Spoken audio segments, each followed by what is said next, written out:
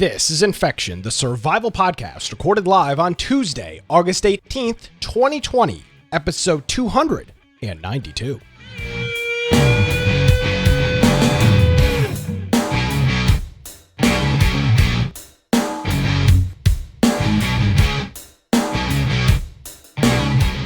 Hello, ladies and gentlemen, boys and girls. Welcome to another episode of Infection, the survival podcast. Infection is your source for the latest information on survival video games. We bring you the latest news, reviews, updates, and more each and every week. My name is Nick Craig. You can follow me on Twitter at Nicholas M. Craig. You can check out my brand new website, Brian. This is a new one, nickcraig.net. Working on a couple of projects over there, nickcraig.net. You can check that out as well if you want to need some production work and whatnot done. Check that out. You can also check out, of course, our website, infectionpodcast.com. Well, it wouldn't be a Tuesday if I were here alone. Joining me, as he does, Brian, with an I, Aldridge. Hello, Mr. Brian. How are you?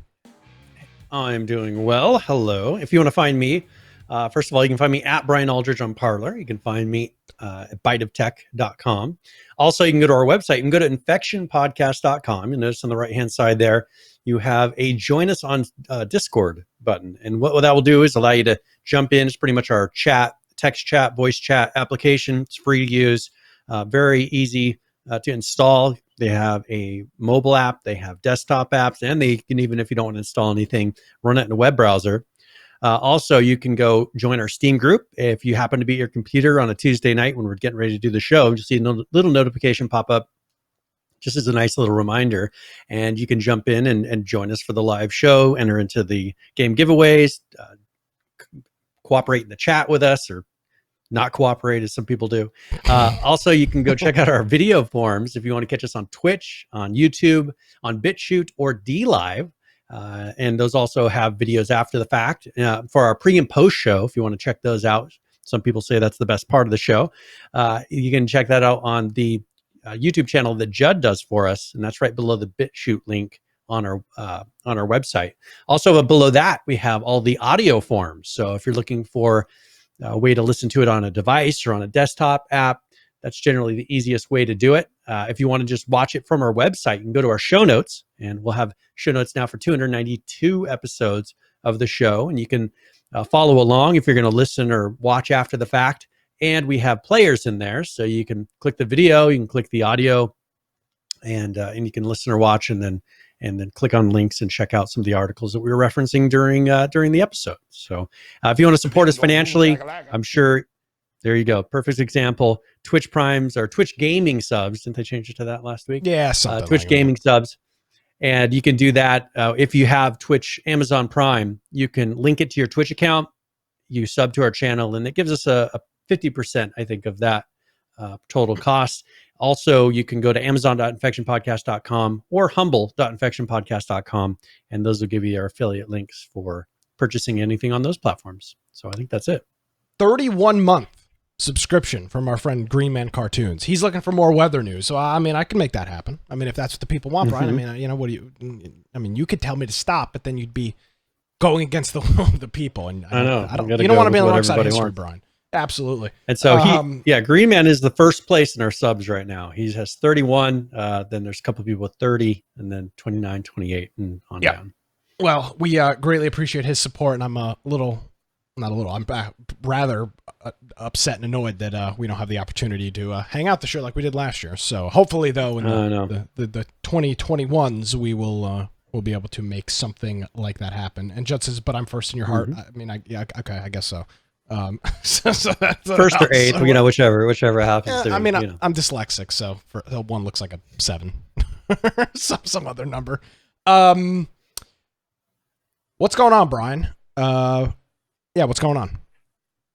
Well, one thing I'll mention is kind of personal, but found out today my dad has COVID. So for those that pray or whatever positive feelings that people exude, you could do that for my dad, and just that he would recover. Doesn't have all the symptoms that people say go along with it, but just found out a couple hours ago. So if I seem a little distracted, which I don't think I'm distracted, but if I do, we can blame it on that. Yeah, there you go. Good excuse. No, so that sucks, bro. I'm sorry to hear that. Yeah. So, but yeah, hopefully he'll recover. He's just been tired. Yeah. So, but he is in that, he's 75. So, he's in that age range where, you hope that nothing bad happens, but he's pretty much home. He's not in a situation where he needs to go to the hospital yet or anything. So, Well, that's good. we will see. Yeah. We'll keep you in our thoughts. And then we were discussing, do we want to discuss what we might be doing Friday? Or over the weekend? I don't think there's a discussion of what we might be doing on Friday. I think the discussion is do we want to inform Friday. Do we want to? Yeah. Yes. Inform. I mean, people. I'm sounding the horn, Brian, like the old school like crank fire horn that they used to have in like the 1912s. Yeah. We're sounding the horn because Friday night game night is here, and we are playing, Lord willing, that there's servers to play on. We are playing Dead Matter Friday. We'll talk about Dead Matter here in a minute or two. But we are playing that Friday. It is out tomorrow. You still have a couple of hours to get on Indiegogo and on their website. I bought it today. Yeah. And was able to get in there and link my. Now to be clear, you need to make a Q. If you bought it on Indiegogo, you need to make a QI software account. And then it will. If you use the same email that you used for your Indiegogo, and then you will have the game in your orders on the QI software site. And then you link your Steam, and then I guess you get the code. I'm not sure how that process is going to work. We'll know more next week. But that's how it appears it's going to work right now. So that's coming out tomorrow. Big Orty Sauce is asking, is it worth buying? Do you care if we start with that, Brian? Yeah, we can start with that. So it is a topic that we're going to be discussing. Yeah. So there was a stream today, about a 2.5 hour, maybe a 3 hour stream by Atomic Duck or Atomic Ducky. We've shown a couple of his videos on the show. He's been like, he's kind of like the Shadowfrax of Dead Matter. Yeah. So originally he just made some fan videos, and then similar to what Shadowfrax had, the developers of Dead Matter reached out to him, and then he started doing some videos with their guidance, and then today, as we're recording this on the 18th, he did about a 2.5 hour or so run around live stream with one of the developers, where they ran around the world, they looked at different things because the game is launching tomorrow. A couple of things to note, Brian, and I didn't have a chance to watch the whole stream. I think I watched a decent amount of it. Well, I know for a fact I watched a decent amount of it. And I think I took a couple of the important things in. There's a couple of really cool things that we look at. One of them being that the in-game vending machines, which is, you may think this is a stupid thing, and you may be right, but there's in-game vending machines. You buy a drink, and it actually like dispenses out of the little chute, and it rattles around and rolls around like it does in a normal vending machine. And it's weird little touches like that are cool. Unfortunately, there's a lot of larger issues with the game. It's hard to take Reddit and Twitter and Twitch sentiment as truth always. I think we've run into that. I know other developers have run into it, but not having played the game and not knowing anybody that has played the game, I think I'm in a spot, Brian, where I don't really have a choice but to take some of what people are saying on social media to heart.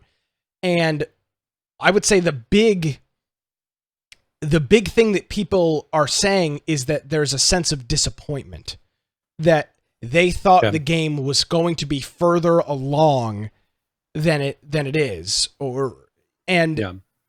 I don't know if in fact, Brian, this is a situation where the developers hyped it up. I don't think they did. I think this is yet another example, something that we've showcased many times on this program, that Reddit and Twitch and Twitter and YouTube overhypes these games, blows them way out of proportion, and then when in fact you see what they are, which this was never billed as a completed game, so let's make that clear. It was never billed as that. But then when you actually see what it looks like, which is a buggy, in development, early alpha game, it's like the Pikachu face, Brian. People are shocked. And I don't know. Yeah, I always say it's kind of a 50-50 fault, right? I think half of it is people blowing it out of proportion in most cases, and the other half, it's 50%. We see these really manicured screenshots, like we've shown over the past pretty much month or two. We've shown diners and restaurants and garages and all of these really beautiful scenes, and then to watch Atomic Duck run around in game for about 2.5 or 3 hours today, it didn't look quite so sexy. Now, again, I get it. It's alpha, bro. I understand. You don't have to come at me with that. Brian and I have been in this game long enough. We've seen it. Mm-hmm. But I think I know for a fact, reading chat and whatnot and looking at their Reddit afterwards, a lot of people are pretty pissed with the state of the game, saying things like, this has been in development for 3 years. It's been delayed multiple times. And people still feel that they're putting out some half-assed version of the game. I think the delays in the launch is what pisses people off, right? So you delay your launch multiple times, and then a very unfinished product comes out. Now, again, I haven't played it. This could all be turned out to be wrong next week, but based on what I saw, based on what it looked like, and based on what I read from what people were under the expectation of, I think there's a lot of people that are going to be upset with the state of this game on launch. And I would assume some of that is because it was supposed to be out months ago, right? Yeah. In early access. It's supposed to be like a year ago. Was it really? Okay. A year and a half ago. You remember? Okay, so remember originally they said that they were going to launch, I think, around November, December, the first time. Then they delayed it of 2018.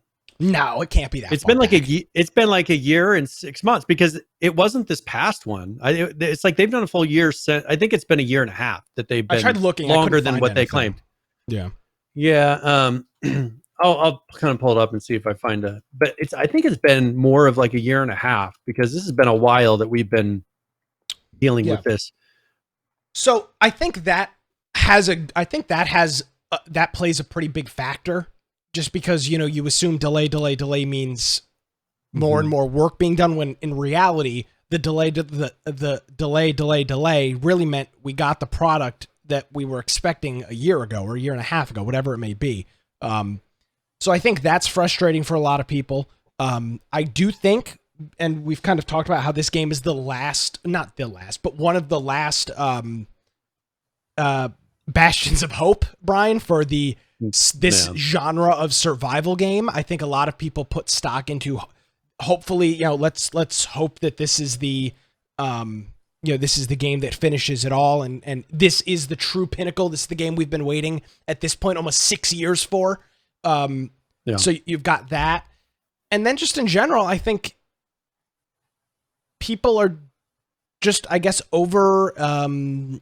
overestimate how hard it is to develop a game. And I saw a lot of comments in Twitch. Well, they're underestimating. That's the issue. Underestimating. Yes. Is for the size of team. It would be them they're overestimating the work that can be done by a small development team. They're thinking that 4 or 5 or 6 guys can develop Grand Theft Auto, when in reality, they can't, and they're not going to. And even with all of the time that they've put into the game, it's still really, really rough, or at least it looks really, really rough. So I think that adds into that as well. A couple of other really cool things, though, to note is window breaks, which I found to be interesting. It depends on the caliber of the gun you're shooting. So if you shoot a high-powered rifle through a window, it instantly shatters and the window is open. If you shoot something smaller, like a 9mm, like a pistol round or something through it, first you get the shatter effect, and then a second shot gives you the broken glass effect, where you can actually see out of it. That's a cool little unique thing that you don't think matters, but when you're watching a guy you're watching a guy from inside a house out a window, and you finally get your first shot, and you're shooting with a pistol, you're gonna have to shoot at least twice to break that glass, so I think that will have a pretty big impact on the game. Just a little thing I picked up on. In terms of servers, their question was asked: is this going to be like a Rust server system where you do these set wipes? The developer said that their objective is to have selective wipes. So maybe you can do things like reset parts of the world or reset resources, but not necessarily wipe bases and inventories. Of course you could, but they're trying to build some sort of selective wipe system, which would be interesting. I don't believe we've ever seen a game where I've seen games where they wipe everything but your inventory, but I would be curious to see how they wipe the world without wiping, well, in this case, fortified structures. I'm not sure how that's going to work, or if it may ever work. Yeah. But that was something unique that seemed interesting. Another thing I saw that looked really cool was while it was raining. If you inspect your gun, you can actually see the rain. The raindrops on the gun, and then them slowly dripping down. They're collecting on the gun or whatever you have in your hand, fire axe or whatever it may be. So that was cool. And one thing that's actually much, and just so people know, that's actually much easier than you would think to do. As far as in Unreal, there's a plugin or a thing you can buy from the marketplace that does all that, handles raindrops on objects and makes a wet effect. Pretty easy to do. And it doesn't, as you said, you noticed it does an amazing effect for like $5. It's pretty cool. Yeah. And Brian, if I had to guess, I would say if I were speaking from a standpoint of, again, I don't want to sit here and act like I have a whole bunch of game development experience, but I think I know enough to not sound completely ignorant. I think some people are probably frustrated with the fact that they see things like a vending machine. They see things like rain particles building up on the guns and all these, little things. And they go, but what the hell? There's no, for example, the medical system is very, very rudimentary. The vehicle system, yes, there's a destruction system, but it's very, very rudimentary. And I'm not sure if there's a good way to lay that out to the community, but as you said, Brian, that can the rain on the gun and effect can be done pretty inexpensively in both monetary and time and resources. Of course, that all those things are expenses, and other things like medical systems might not or cannot. And I think people say, "Oh wow, look at you've spent all this time on this stupid goddamn vending machine that spits out soda bottle or soda can." Yet I can't do X or Y or Z. And I think that's probably another sore subject for a lot of people. What people don't understand is you can get halfway there. And here's what you see. So here's what you see with a lot of these projects that people start and they're like, I'm going to make a video game. And then they put out a little bit of a teaser or, they show some screenshots. You can get there. You can get halfway there from the assets on the marketplace. You can get a world that generally works, some cool things on there. But what people don't realize is that last 50% is a lot of work to make a real game. Taking all those assets and implementing it in, and then making all the assets work correctly, but then also creating all your own things, doing all the programming to make everything then work and do extra features that weren't intended. So as you said, people see the raindrops and they think, oh, like they did that, obviously the rest of the game should match that kind of. No, they're taking as much as they can from the asset store, if possible, implementing those things because that's a lot of work they don't have to do. But then they turn around and have to make all the stuff for securing buildings and the way that the zombie AI works and all these other the way the guns shoot. Those are things that you can't just buy cleanly off of the marketplace and have work perfectly. So there's a lot of work, and that's what they've been doing I did look it up. Their original date that they were supposed to be putting out their alpha was November of 2018. They did it during the summer. They claimed that they were going to do this in 6 months. I remember the original thing that I remember that time I said, impossible. There's no way that they're going to release in 6 months. And that was supposed to be November of 2018. And now we're a year and 9 months probably from that date. Yep. And so it's been 2 years since their Kickstarter, if I remember correctly, because they claimed it was going to be 6 months. It's been 2.5 years, a little over 2.5 years, or no, it's been 2 years. Sorry. 2 years since the Kickstarter, because that was the summer of 2018. We're now in the summer of pretty much 2020. So this is more realistic for what they've been making. This is, in the end, this is more of a realistic time frame that they should have said in the beginning. It's going to take us 2 years to get to alpha.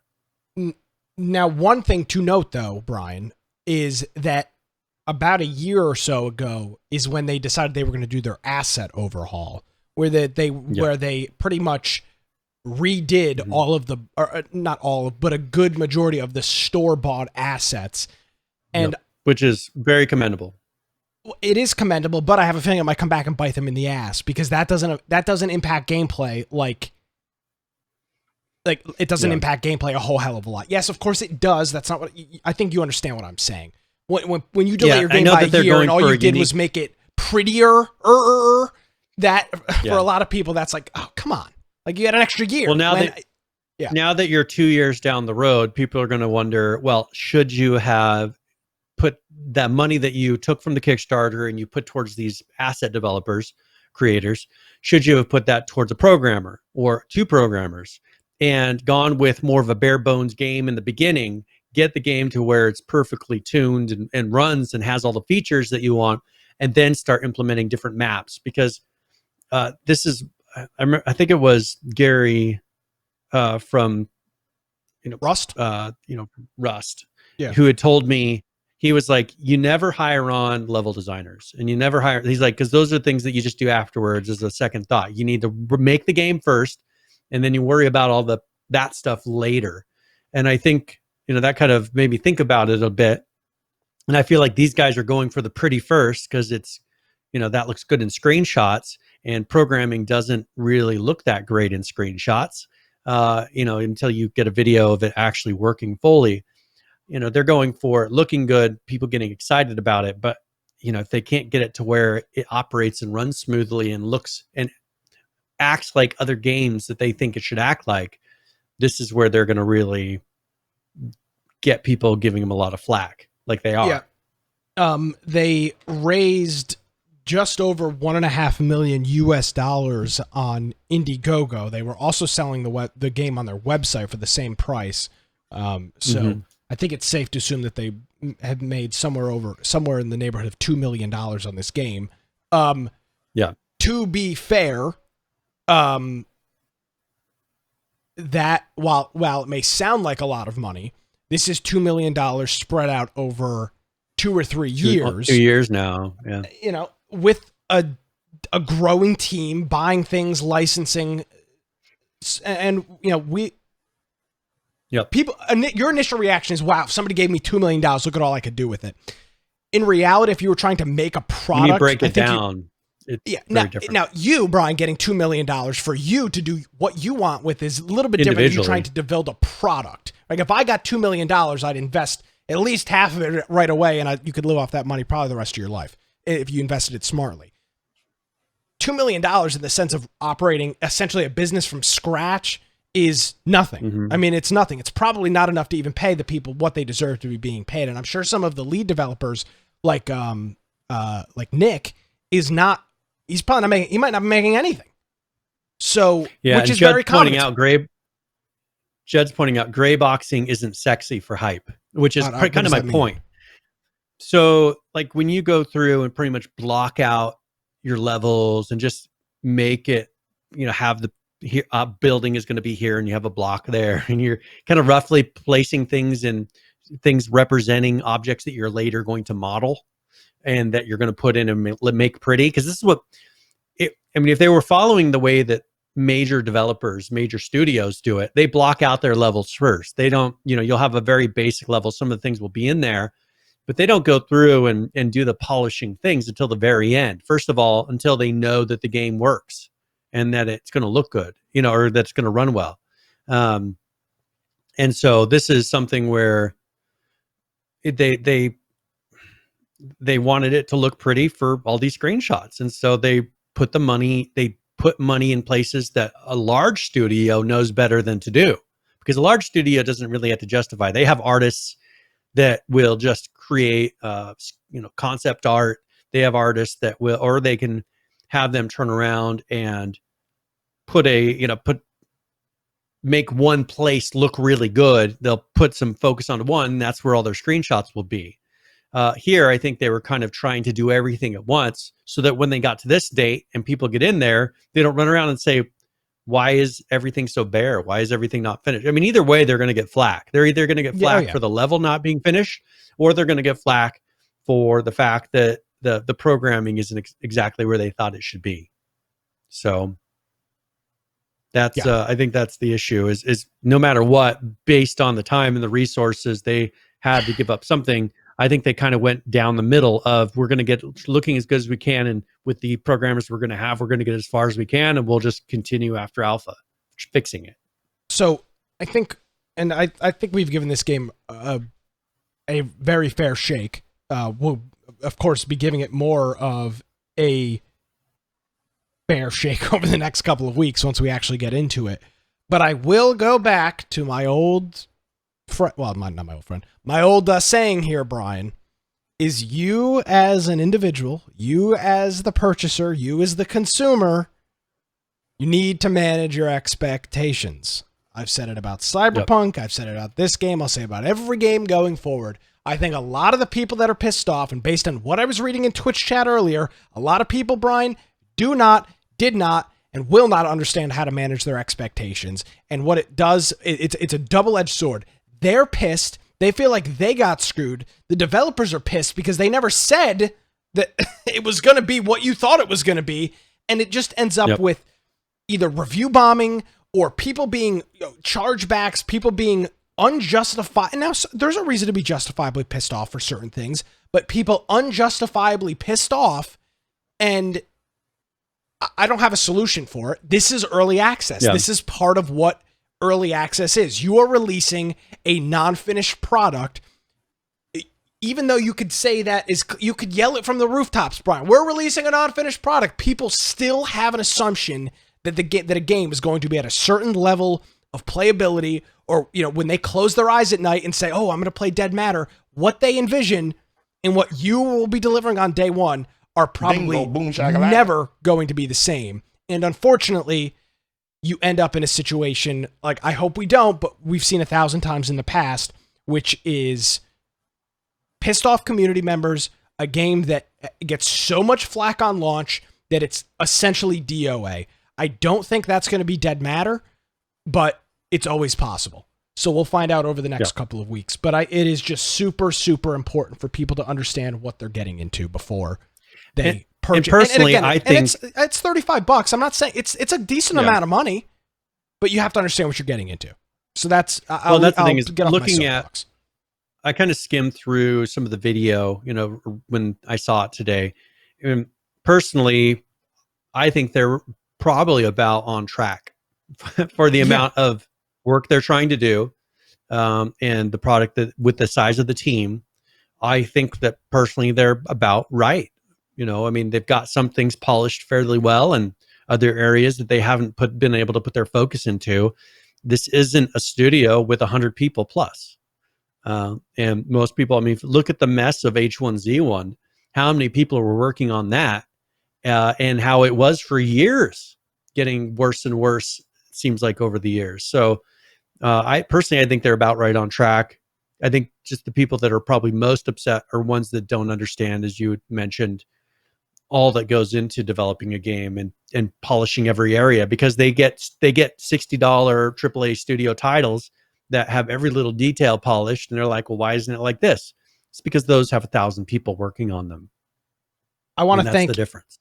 I want to thank Izzy Trippin for hitting us up with the 7-month resubscription here on Twitch. Thank you very much, Izzy Trippin. We greatly appreciate it. I agree with you completely, Brian. When a fish gotta eat, they gotta eat. Okay, so they're demanding a fish cam. Well, subscribe to our Patreon. There we go. Damn it, I lost my train of thought. It was something about Dead Matter. Ugh. This is what we get. So, this is people's what I expectations. Get. Oh well. Yeah, it's lost. It's gone. It was a good point too, but obviously it's gone. Rest in peace.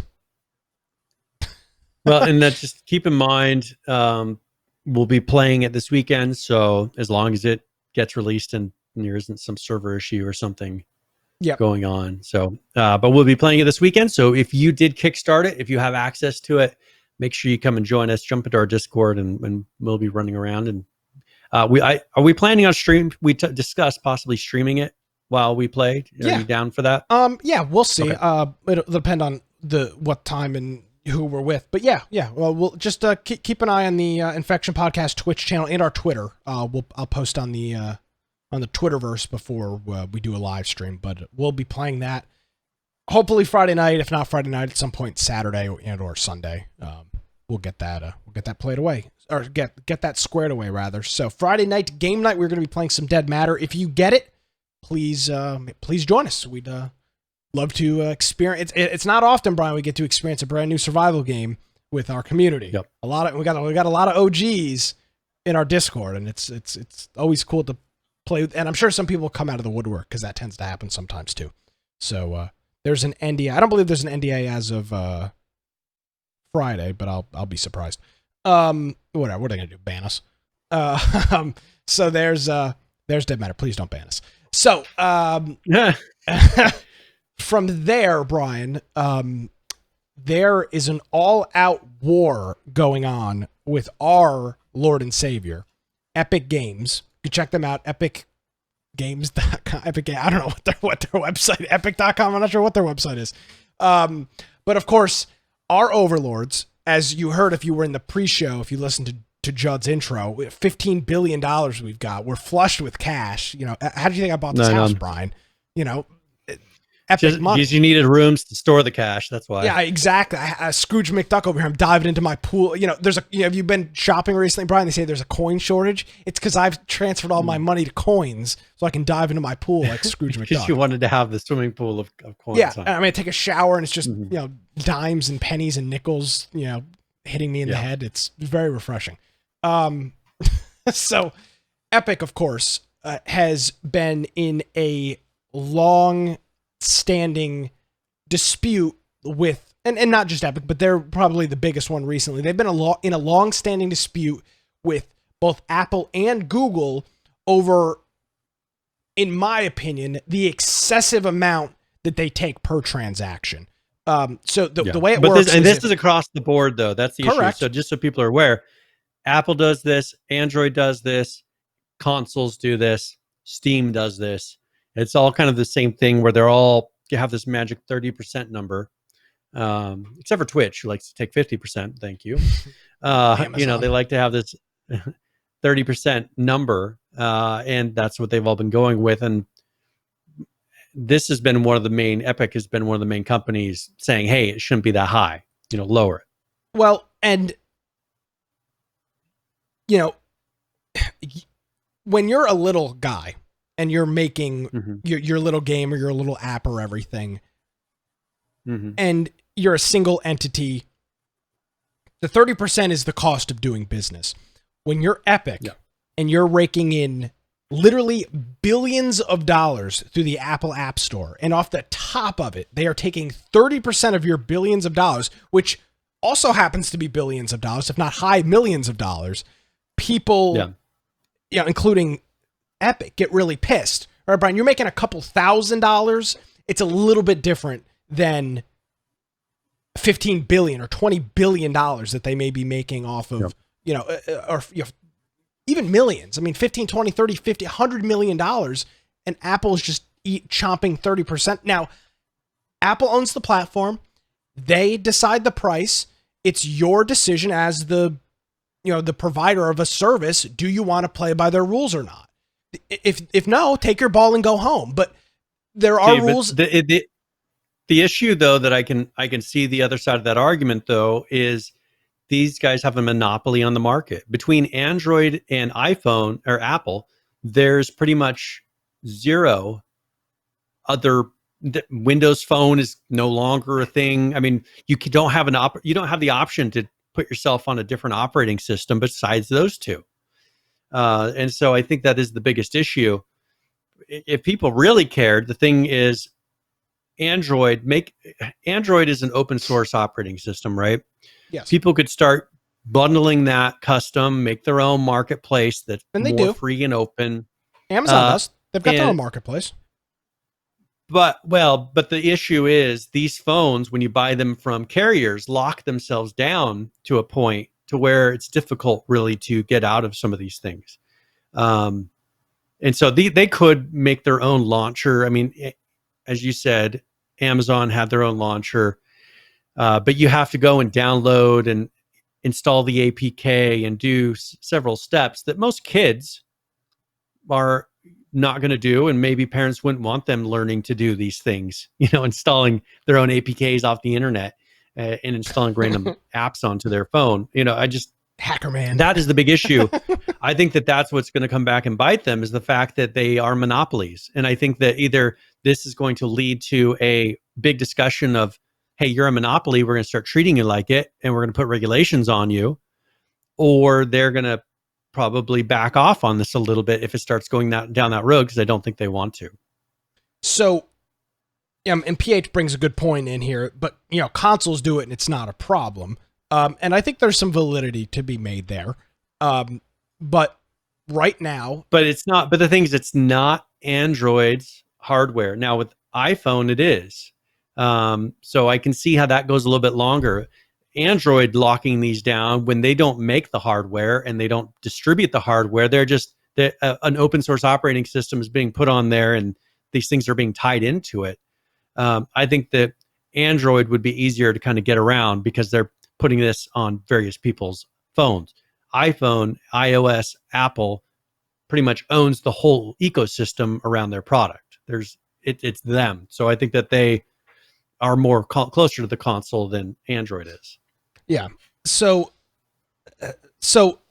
this has been a problem. Epic had a problem with this with Steam, so they created their own Epic Game Store in which they take way less of a cut. Now, obviously, they've got less player base and less features. But that's not the point. The point is the direct cut that they're taking. It's way less. Yeah. I don't believe, Brian, anybody else has tried this crusade that Epic is not just trying to do, that they are doing. And they released, in typical Epic fashion, they gave a big old FU to Apple and released a essentially clone of the Macintosh commercial from would have been the 80s. It was based. They did a thing based on the book, and there was a movie called 1984, yes. which is kind of a political style, mind control. There's a lot of politics we could talk, about that show. They did it based on a video that Apple did back in the day that was 84. Yeah. Based on the movie book 1984. Well, let's take a look at it. Today, we celebrate the anniversary of the platform unification directives. For years, they have given us their songs, their labor, their dreams. In exchange, we have taken our tribute, our profits, our control. This power is ours and ours alone. We shall prevail.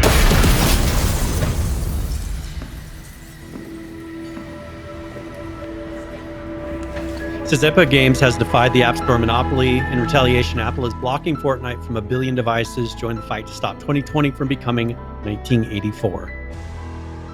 Free Fortnite. So I've got a couple of things here. First of all, if you want to say this, Epic, that's fine. Stop playing politics in your own goddamn video game. First of all, if you want to sit here and be the moral crusaders like you're trying to be, then stop playing politics in your own goddamn game and stop putting Marxists on your platform.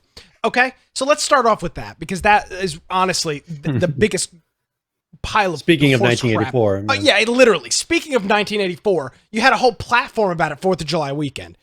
But, so they're going to do that with Apple. Head Neophyte says exaggeration. Absolutely.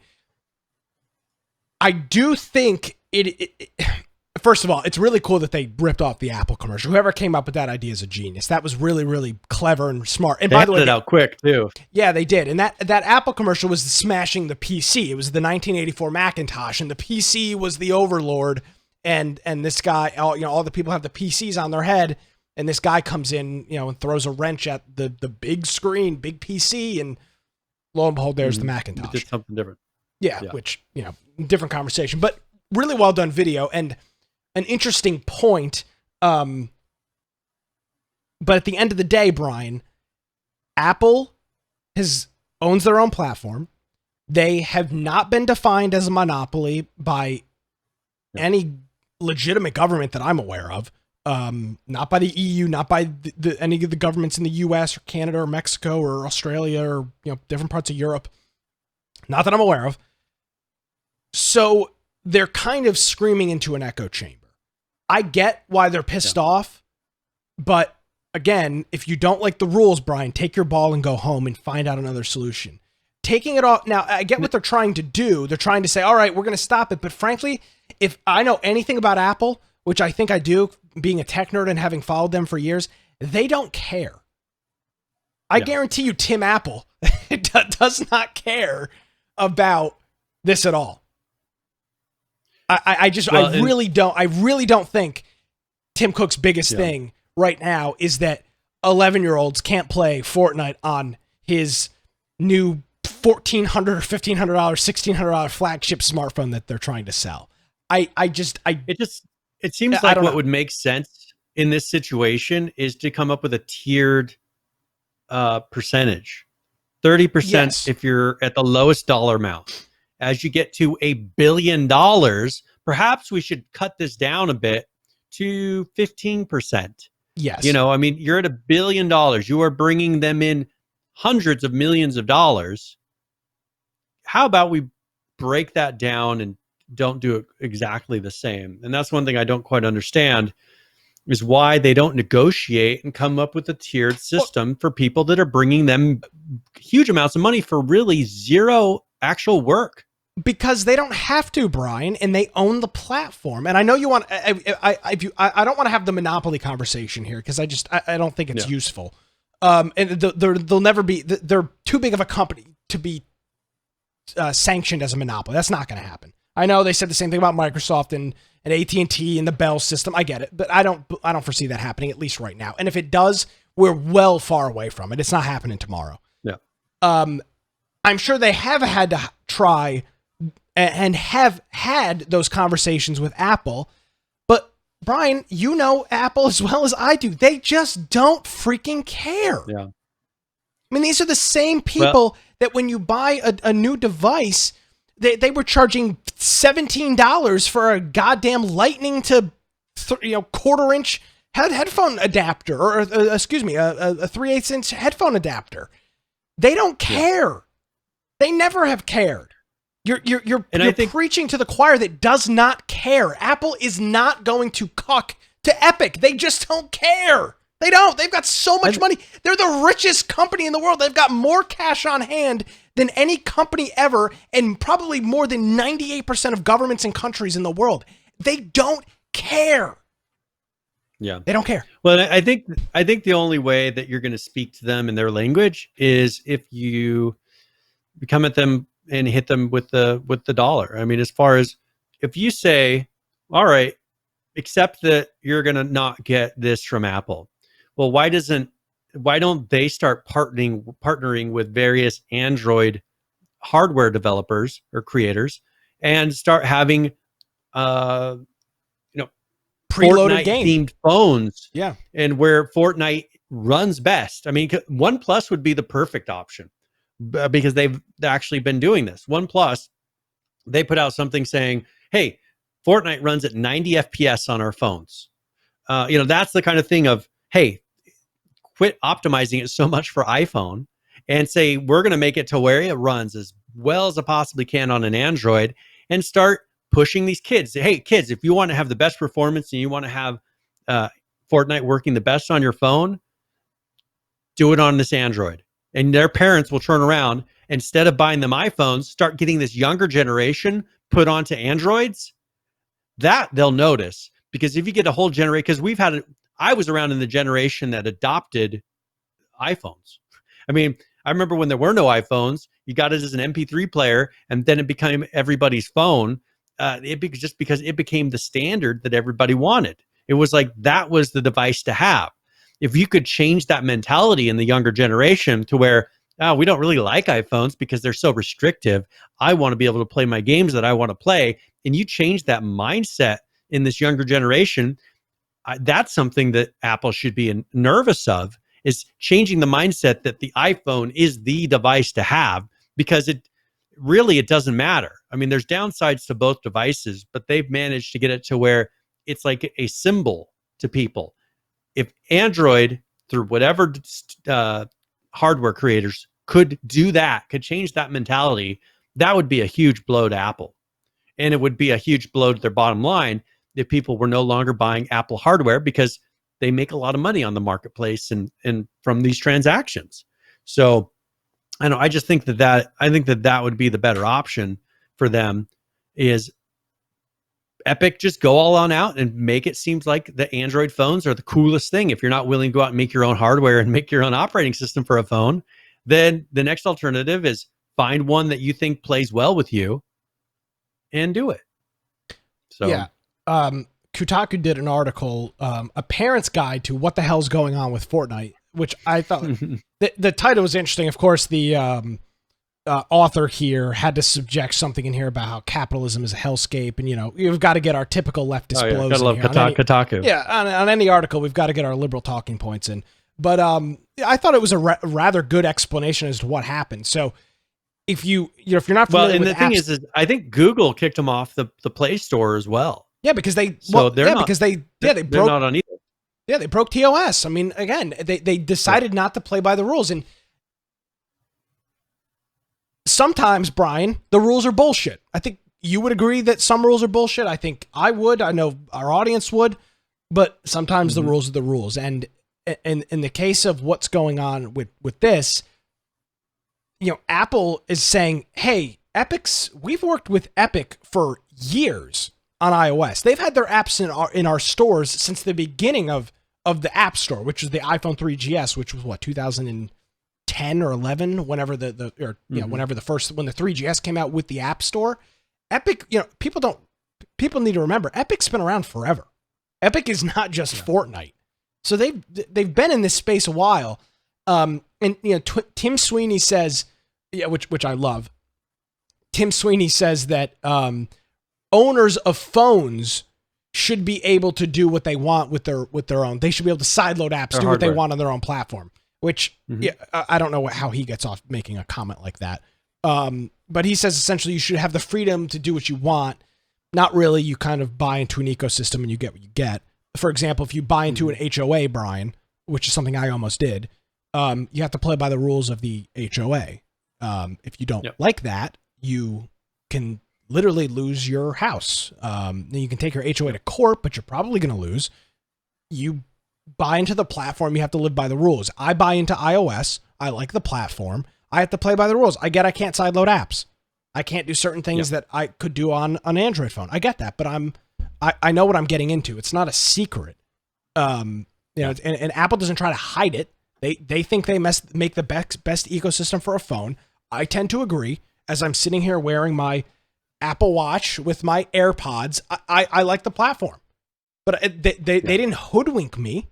And again, I'm no Apple lover. I despise Apple. But in my opinion, they make the best product. Yeah. So Tim Sweeney is a jackass thinking that he is gonna beat down Apple with this. He's a moron if he honestly thinks that Apple gives any damn about what Fortnite and Epic does on their phone. They do not at all. I guarantee it. Yeah. Well, and this is going to be a tough fight, I think, going forward.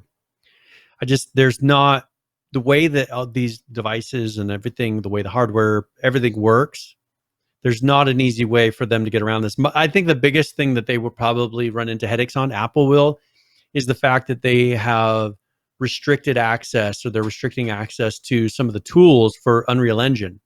Being able to develop Unreal Engine because people can no longer get access to the tools, on that they download from the Play Store or from the Apple Store. And so this is where I think that where the battle really will be, and that's actually going to court right now. They've gone and filed to prevent them from being able to block the Unreal Engine tools, developer tools, and they also said Fortnite along with that. Yeah, they're not going to win the Fortnite case because they actively broke the terms of service. So that they're not going to win on that. Yeah, and that's the thing is, as PH said, they are removing Epic's developer account even, Yeah, so they that's the can't next post threat. updates and so this is going to be an interesting battle. I don't know if it's really going to change the whole marketplace or not, but it'll be interesting to see where it actually ends up in all of this, because this is a mess. What I mean, is? the whole thing is a mess. And it's a mess everywhere. It's And one of the biggest games. It's one of the biggest games out there, and they're playing games with it at the moment. yeah, and it's not just a mess on iOS and Google, Brian, but it's also a mess on consoles. This is common practice. It's a mess on Steam. And we've covered this on this program in the past. It takes somebody as big as Epic to do this.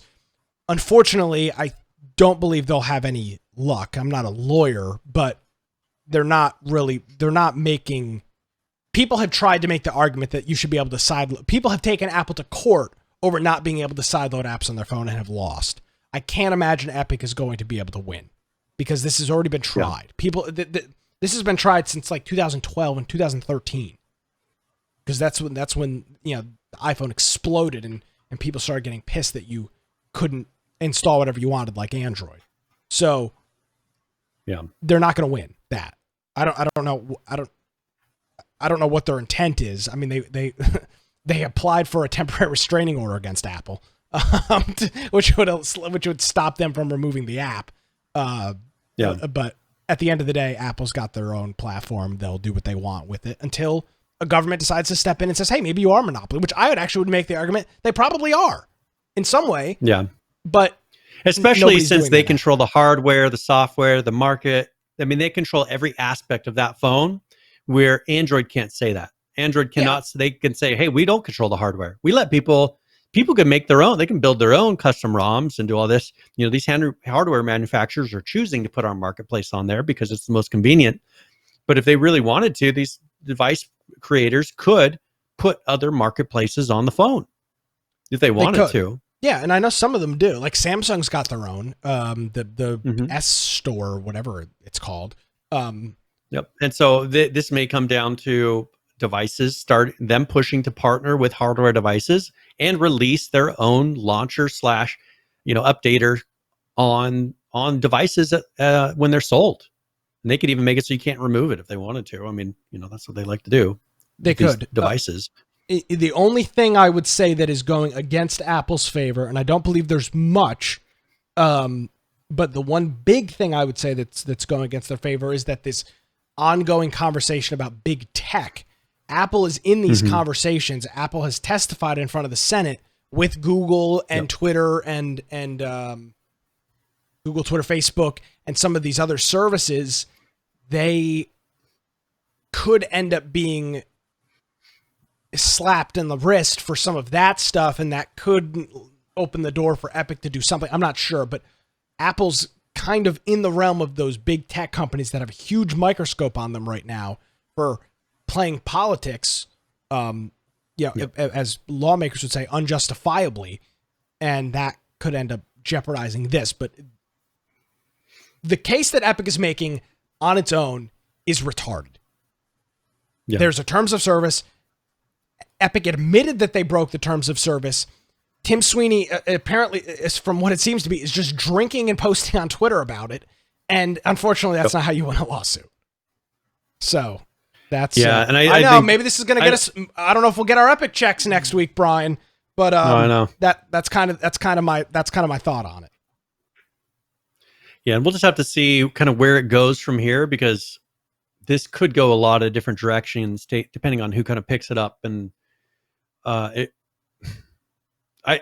would be surprised at time right now, if people would really, like, the politics of this would really pick up, because there's so much going on. I don't think this is the priority. These type of topics are things that tend to come up when things are actually going really well, and people have time to think about little issues like this or take up issues like this. There's too much going on in politics and everything else. I don't think that they're going to really bother doing this, bother moving forward with it. And I think that you'll have some things kind of gone to court. I think that if anything, it would be nice if Apple and Epic sat down and had a discussion and said, hey, let's talk about the negatives of how you're doing it and how it could be better, and come up with maybe one that works better for the consumer, because that's all I care about. Make something that actually is better for the consumer, because a 30% tax does nothing but raise prices and costs and make it so you get less product for what you're purchasing, because it's not going to the studio. The studio's losing money, or they're charging you more for it in the end, for the exact same product. I think if you could get it where, hey, we think that this would result in more people being able to be successful on your platform, and they could come at them that way, and just say, all right, let's put this to 20% and see if we feel like, this is making people happier on our platform. Yeah. But I don't know if they'll ever get there, especially with the name calling and putting up videos like this and kind of making it into a war right away. Yeah. I mean, they're trying to flex their muscle. It's like essentially it's like a big dick contest between Fortnite, between Epic and Apple. They're both trying to flex their muscle here. And at the end of the day, Apple's most likely going to win, which sucks because I don't dislike them, but it's just the reality. Yep. Brian, we're about an hour into the program, Mr. Brian. Do we have a game giveaway for the listeners of our program? Yeah, so if you want to put ! giveaway in chat, and we're doing this as a 60-point raffle, so if you've been watching for the past hour, and what we're going to be doing is giving away a copy of Hello Neighbor and Hello Neighbor Hide and Seek, and so it's both of the products that they have. I don't see the exact version of this on, but I'll put the Steam page for Hello Neighbor, and then you can kind of look at the other one. So it's Hello Neighbor, and then the Hello Neighbor Hide and Seek collection. So this will come up with both of the two different games. They're probably about 30 something bucks, or I think just Hello Neighbor's $30. So this plus a whole nother game, it's a pretty decent deal. So if you want to enter for this, ! giveaway in chat, and then we'll do that here in about an hour when the show's starting to wind up.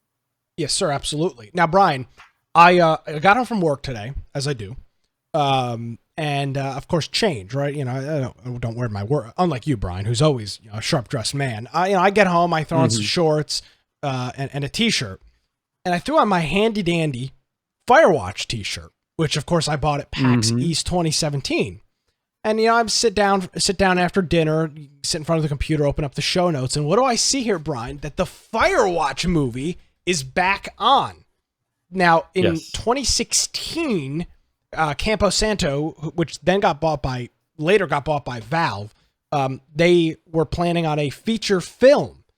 Now, that fell through, but apparently it is back. There is the co-founder of Campo Santo said that they are hardworking, that there's a group hardworking on the film, and they say that there's a deal that's been struck between Blind Spotting and Little Monsters production company Snoot Entertainment, and they are going to be making a Firewatch movie, which is because cool. Originally the place that was supposed to make this was purchased by Lionsgate, so that's why it kind of fell through.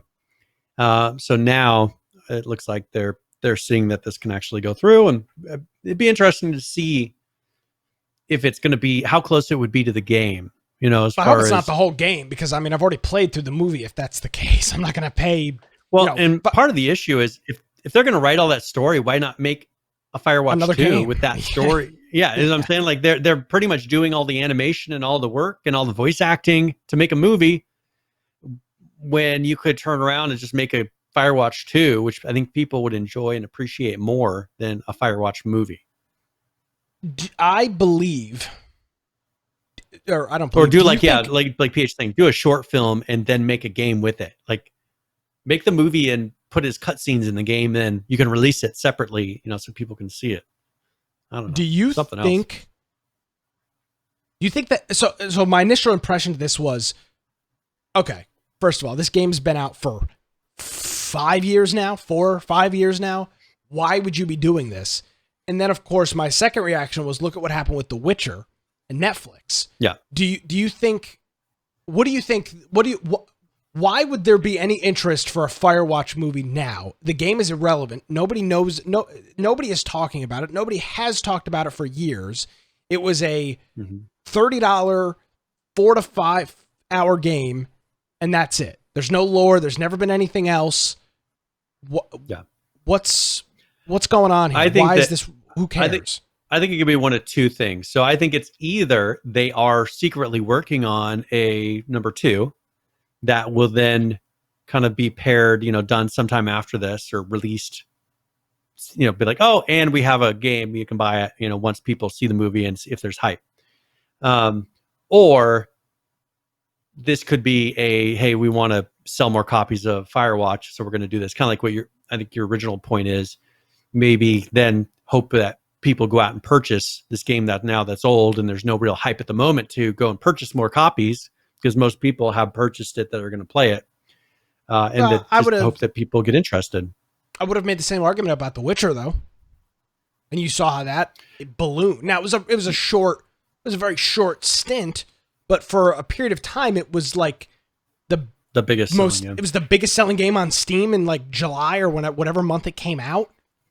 So I think that would be smart is if they're going to put out like a DLC or some sort of extension of the original game, that this would be a smart time to do it. Or otherwise they're just going to get some more sales, and I don't know that it's not going to be huge like The Witcher, I don't think. No, I don't think so. The people that are going to watch this are people that have already played it. That's my point. So I'm not that I'm not interested. Oh no, Brian, I'm not interested. I don't see why I would go and spend, if I want to go to the friends if I want to go to the movie, Brian, if I want to take you on a date to the movies, my treat, Brian and Nick go on a date to the movies. I'm not going to spend $70 to watch the Firewatch game that I bought in 2015 for $30. Like that doesn't make any sense.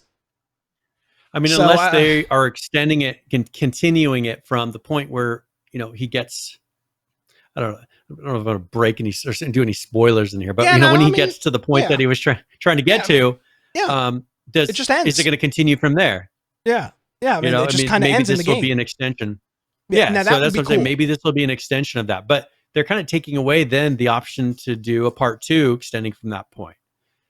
So I don't know. I mean, I enjoyed the game, and I'm surprised that they didn't do a part 2. But when they were purchased by Valve, and they were already working on another game anyways, and that got canned at that point. So I don't know. I don't know what they're working on now. I haven't heard anything since they got purchased by Valve. I haven't heard anything really coming out of their work or these developers. No, well, it got delayed, and because they had that one that was based on. They're the one that was based on like Egypt, something with Egypt and people that were excavating and all that. That looked like it was going to be kind of an interesting game, and it was gone. They closed it down. Well, yeah, but then they just recently brought it back. We talked about that they just recently kicked up development, probably within the last 6 months or so. Yeah, but we haven't seen. I mean, they said that they are, but we haven't seen anything from it. I haven't seen any screenshots or any hype. Valley of what was it? Gods or something. Valley of the Gods. Truths. I don't remember what it was. I think it was Valley of the. Yeah, it's Valley of the Gods. I think was what it was. I mean, I should get a gold star for that. Well, let's see. In the Valley of Gods. That's pretty close. In the Valley of Gods. I'd say that's at least an A-. No, that's pretty impressive. So it's on. It says Steam. Yeah, but it's not. I mean, it's not out. It's on. You can wish list it, but they don't even have anything close to a release date at this point. So it's just there's no release date. There's no estimate. So who knows? Yeah. So a little bit of Firewatch news. Not that we've had really any recently, but thought it was interesting, and I thought it was funny that I just happened to be wearing the Firewatch shirt tonight as well. So that is all. All right. Well, do we want to talk a little bit about something that we've been discussing for at least a year now? Sure. And that's the topic of loot boxes. Ooh. Right now, EA is facing a class action lawsuit over Ultimate Team loot boxes, and this is coming out of California law.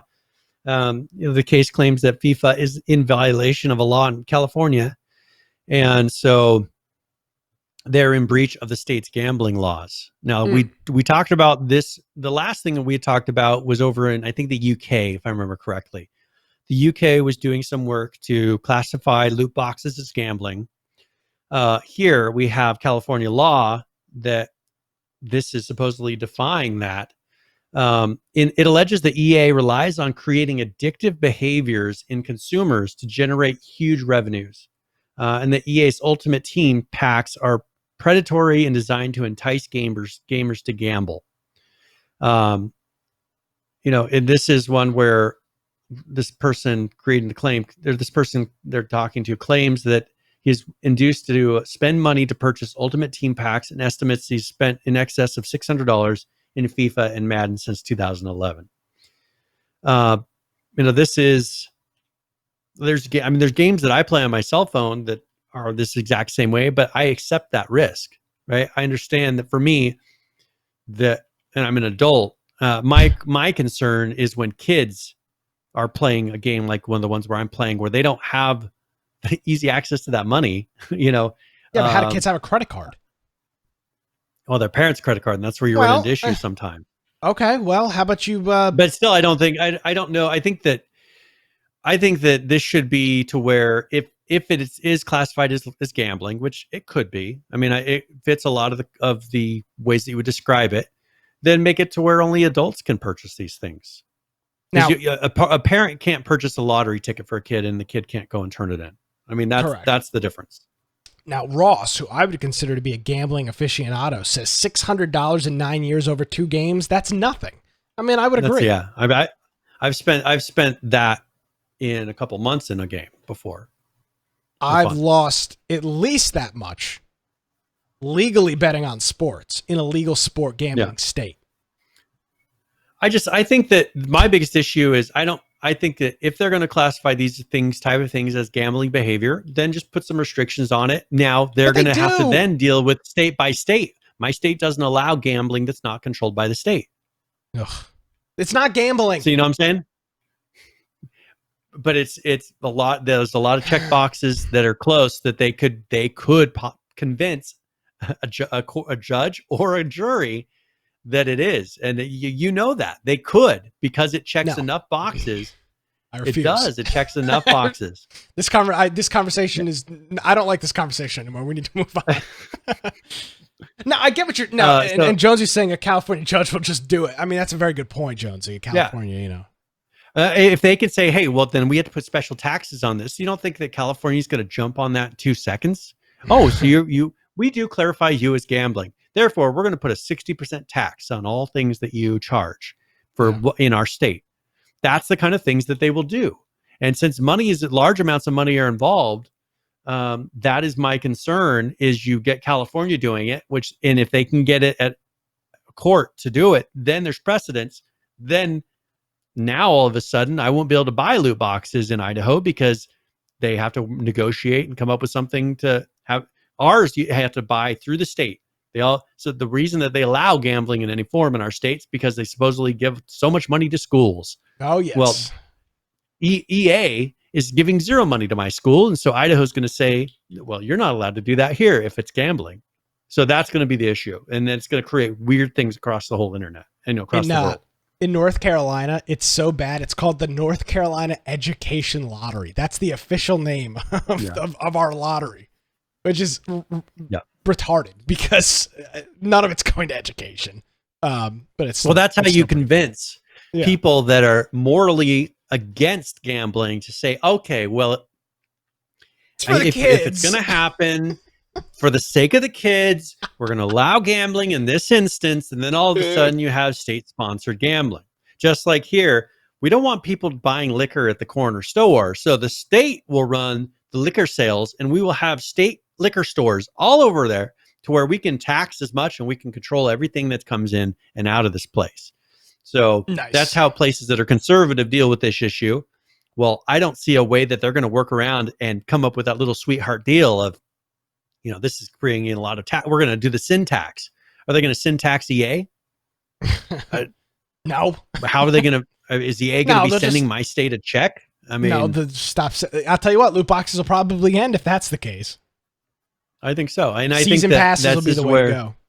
The season pass, exactly. That's exactly what I was going to say. I think that, for instance, Epic saw this early as a problem, and I think the better option is come up with those season passes. And Epic has proved you can make a lot of money off of season passes. Yeah, no kidding. You know, I personally would prefer season passes.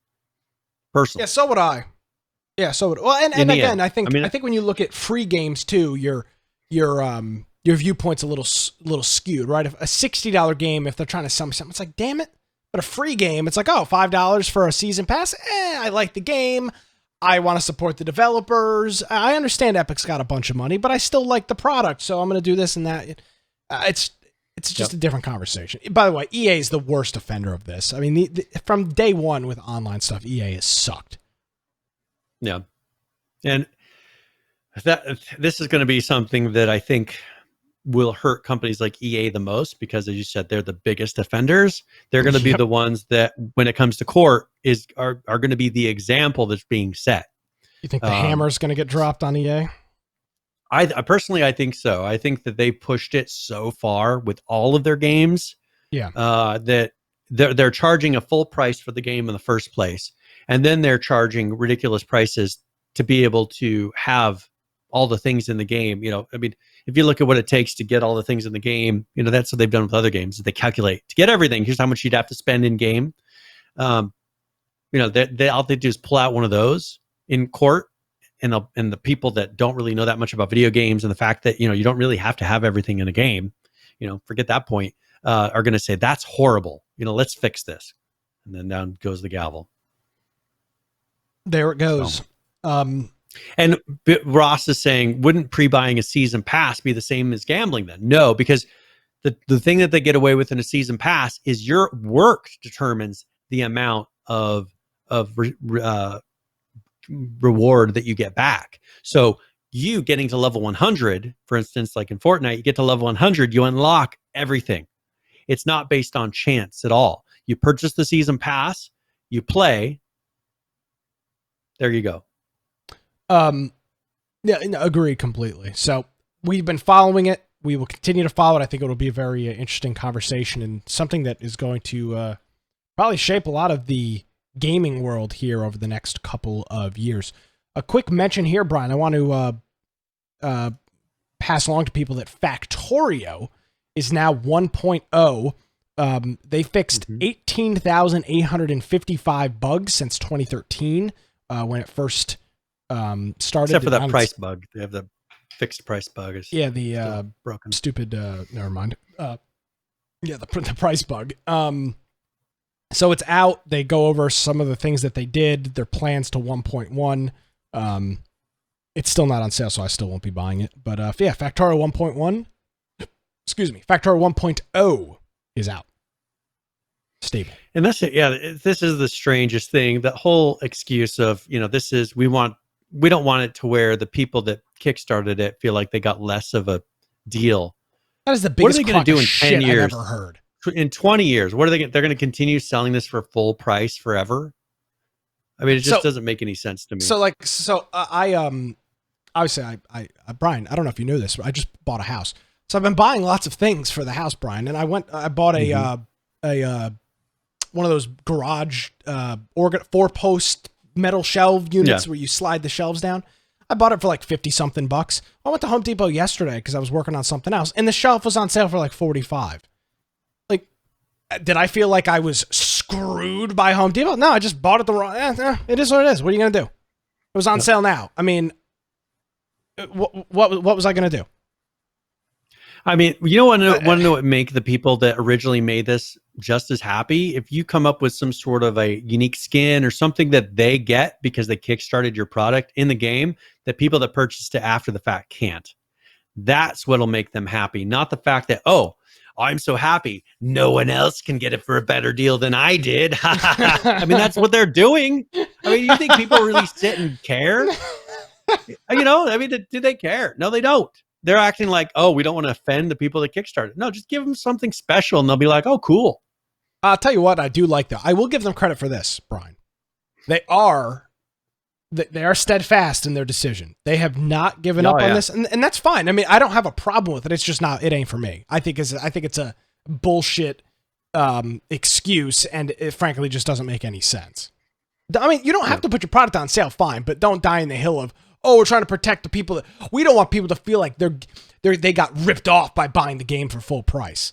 I didn't feel ripped off when I went to Home Depot yesterday. I said, damn it, I should have waited. I should have procrastinated a week and bought it then.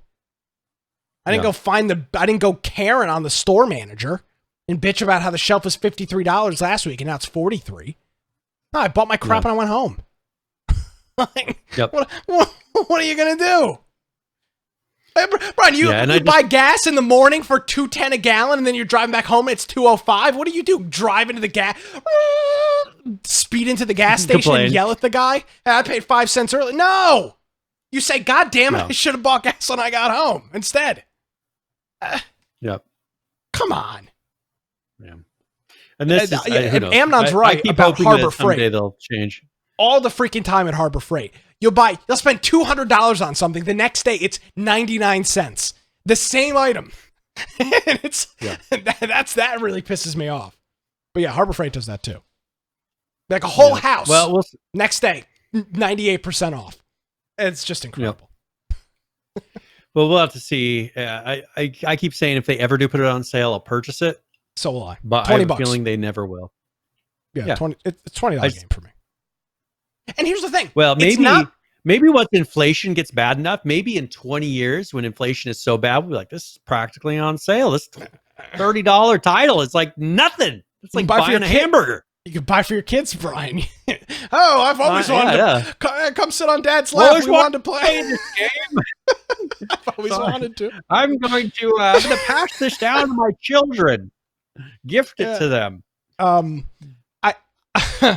The issue is not that it's $30. It's that I don't believe I'll get $30 worth of. It's not really my kind of game. I don't think I've played enough. I'm interested in seeing how it works. I'm not going to play the game very much, and so for me, I don't want to play. I don't want to pay full price. It's more of I'd be interested in checking it out. And the sad thing is, for someone like that, I'm not condoning piracy, but it makes more sense if you're going to play for 15 minutes just to see what it's like, and then they're not going to provide a demo. Then people will go and pirate it and then never play it again. Where you could have gotten some sale off of it first, because if it was $20, people would say maybe it's discounted, I'll buy it. Yeah. So I don't know. I think in the end, they're probably hurting themselves more than, by dying on this hill, by having people pirate it because, what do they care? I don't know. I just think that that's probably happening. Yeah. Jonesy condones piracy. Well, that's good. I don't. Brian doesn't. Infection Podcast doesn't, but Jonesy does. So Factorio 1.0, you can check out the patch notes on their website, factorio.com. Very good. All right. Well, let's go ahead and talk about Atlas. Atlas is, remember, Studio Wildcard had gone through and kind of rededicated themselves to making Atlas great again. And so here on 409.1, they have warehouses now available. So the warehouses, those are, so first of all, remember a couple weeks ago, they had the farmhouses that they put in there. So warehouses are a new structure type that players may build at the smithy. And they said we are shifting stone farmhouses and warehouses to a new skill called advanced automation, which can be found in the construction tree, which requires the estuary of building. Warehouses can be used in conjunction with farmhouses to automatically collect and store the resources gathered from the farmhouses. So you no longer have to move resources manually back and forth. Pretty much everything in a 500-meter radius then gets brought into the warehouse. And so this is just kind of a new feature of automating those processes so that you can get resources. Because this is, I assume that this is their way of dealing with the crazy amounts of resources and work that goes into building these big boats, is you create a way that kind of generates resources and then you can just build a boat, because you have all the wood and you have all these materials now. If you've done this amount of work, so that you can quickly, rather than, you looked at, we were clearing out a whole island of every resource on it. And we just had to wait for everything to respawn. And then as it respawned, we kept on getting more and more resources. Okay, we got another piece. We got one piece we can put on the side of this. It's one section of it. And this is making it so that you could, over this 24 hours, it's generated all of these various items, and now we can create the building pieces and quickly make a boat from this without all the leg the running around and legwork. Now, let's be clear. When we first played that, though, it was launch day, and they have tweaked it significantly since then. I still understand your sentiment, but yes, I agree. But you also don't want it to become, you can just make, you don't want your in-game things to also have no value, which is like, oh, make a ship, if we lose it, who cares? Oh, make a ship, if you create too much stuff, inflation happens, exactly. And then things are not worth anything. You don't want it to where everybody has 100 boats. Exactly. So you got to get that balance of make it difficult enough, make it to where the big tribes and the people that put in enough work to build these two things are getting kind of a reward that makes it so they can generally have ships when they need them, but not to where, like we ran into with the China debacle on this game early on, to where Chinese people are running around fleets, huge fleets, and just dominating the server. Oh, wow. So, another wild card game? Really? I can't believe that's happened. It's not like it happened. Yeah. It's not like the Chinese ravaged, raped, and pillaged all of the official ARC servers and then did the exact same thing in Atlas. Can we be a little bit conspiratorial here? And do you think that they're purposely doing this at all, as far as doing it in a way that encourages Chinese marauders to run around maps in mass? I mean, you're guaranteed that they're going to purchase it, and if you can catch them hacking and doing different things, they're going to ban them. But they're getting it to where there's hundreds of thousands of Chinese people purchasing this because they realize they control the Americans, which is what we ran into originally. I don't think they're actively doing that. I think the style of game they just happen to pick the mechanics that are the worst for this. To be fair, this game really wasn't that much different than ARC in terms of the mechanics. You just substituted. Yeah. But that's the problem, is they knew that this was happening in ARC, and they didn't change the mechanics for Atlas. No, we've run into this exact same problem, and they were surprised. I mean, I wasn't. I mean, I was pissed, but I wasn't surprised. That's the frustrating thing is they don't seem to be doing. I mean, this is Grape Shot now, but it's the same studio pretty much. I mean, H1Z1 did the same crap too. I mean, we called them out on it, and their response was, "What? This is news to us. What? Don't say that." And it was like, okay, all right, Till, don't seize out here. Just bringing up a point. Point that's reality. Yeah, I mean, reality slapped him in the face a little bit. Reality's been known to be a bitch, Brian. That's what I've been told. Yeah. So yeah, I think the warehouses and the farmhouses with the big windmill on them are super cool, and I think actually make this game playable for small groups. Yeah. And so I think in the end this is better, and I just hope that they're going to continue to tackle some of the other issues that we ran into. Because I think they realized that because they did certain things in the game and they let certain mechanics happen, it just ruined everybody's taste for the game. I mean, when you couldn't play and have fun, people want games to usually be somewhat lighthearted. Or if it's going to be a grind, there needs to be protections on that grind. People don't like it when you instantly lose, unless going into it, that's going to happen. Because there are certain games where there's permanent loss. Rust. Well, you go into it understanding that, and you build based on that. This one, people didn't expect that, and then it happened, and nothing was really put in to prevent it at that point, other than the game died, and now they're like, oh, now we're going to redo it. Yeah, day late and a dollar short. So that's a little bit of news from our friends over at the old Atlas. Let's look right across the cubicle here, Brian, to ARC and see what they're working on. One quick update here, 312.80, 2 fixes on this. Fixed a bug which would have caused characters to accidentally overwrite already existing but dead characters upon transferring in. I would assume maybe same name. I don't know how that, or unique ID. I don't know how that was happening. And then the second one was fixed a bug which would have caused comfortable items to have not been removed from inventory upon use. Consumable items. So if you ate something or drank something, it would stay in your inventory even though you got the benefits of consuming it. So well, there you go. And that was it. And there was an update that downloaded. I was telling Nick before the show that they just put out some sort of a map update or something, but I haven't seen any hint yet to what that actually is, because they haven't put it on their blog. So we will see. Yep, we'll talk about it next week. Yes, sir. All right. Let's talk. Well, let's talk about Subnautica here really quick. Subnautica okay. came out with an update. This is called Stranger Pings, and there's actually a video for this. So if we want to play the video first, and then we can discuss it afterwards.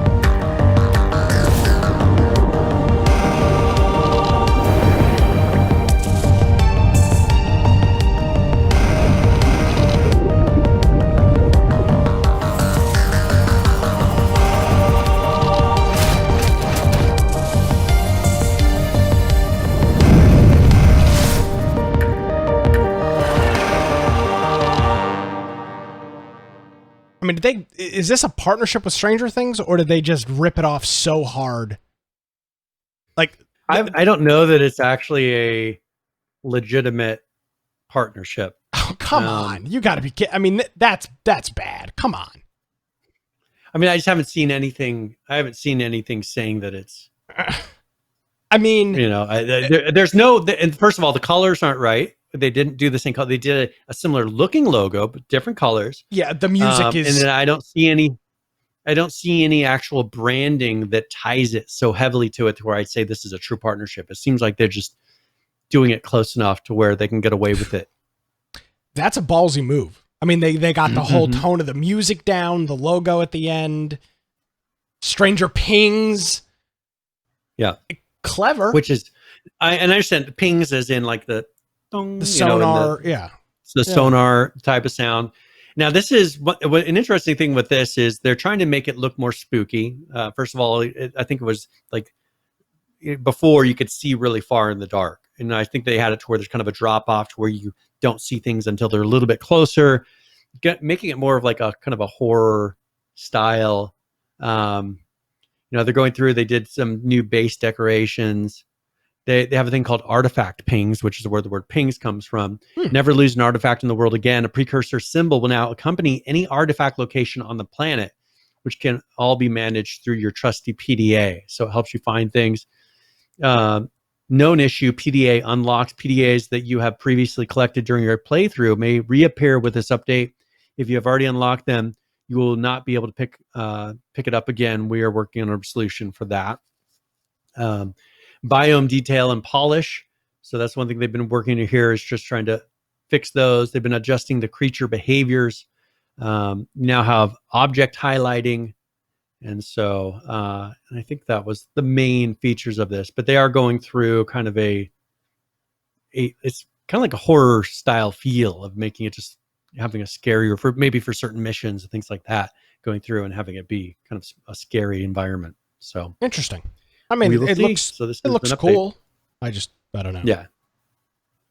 It's kind of surprised that they blatantly did this.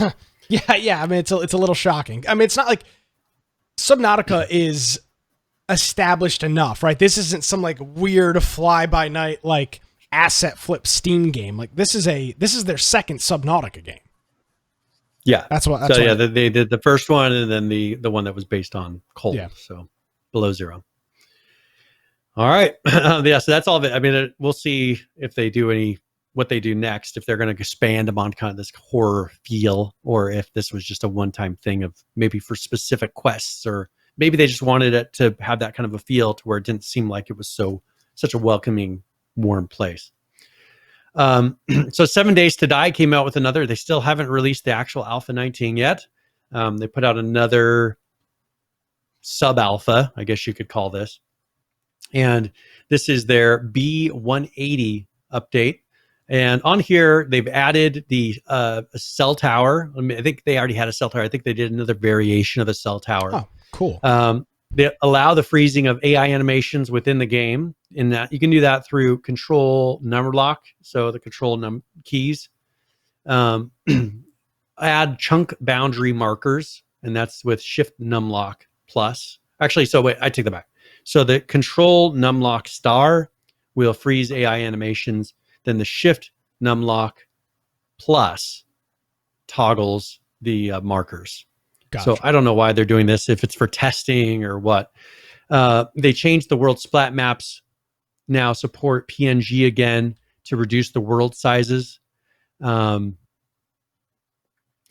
I'm thinking, so I'm doing this off the top of my head. So if I'm wrong on this, I'm sure we'll do a correction next week. But a splat map is generally when you determine how you're going to lay out, for instance, forests or maybe even water, because you want them to have kind of a realistic looking shape, the way a forest would be shaped.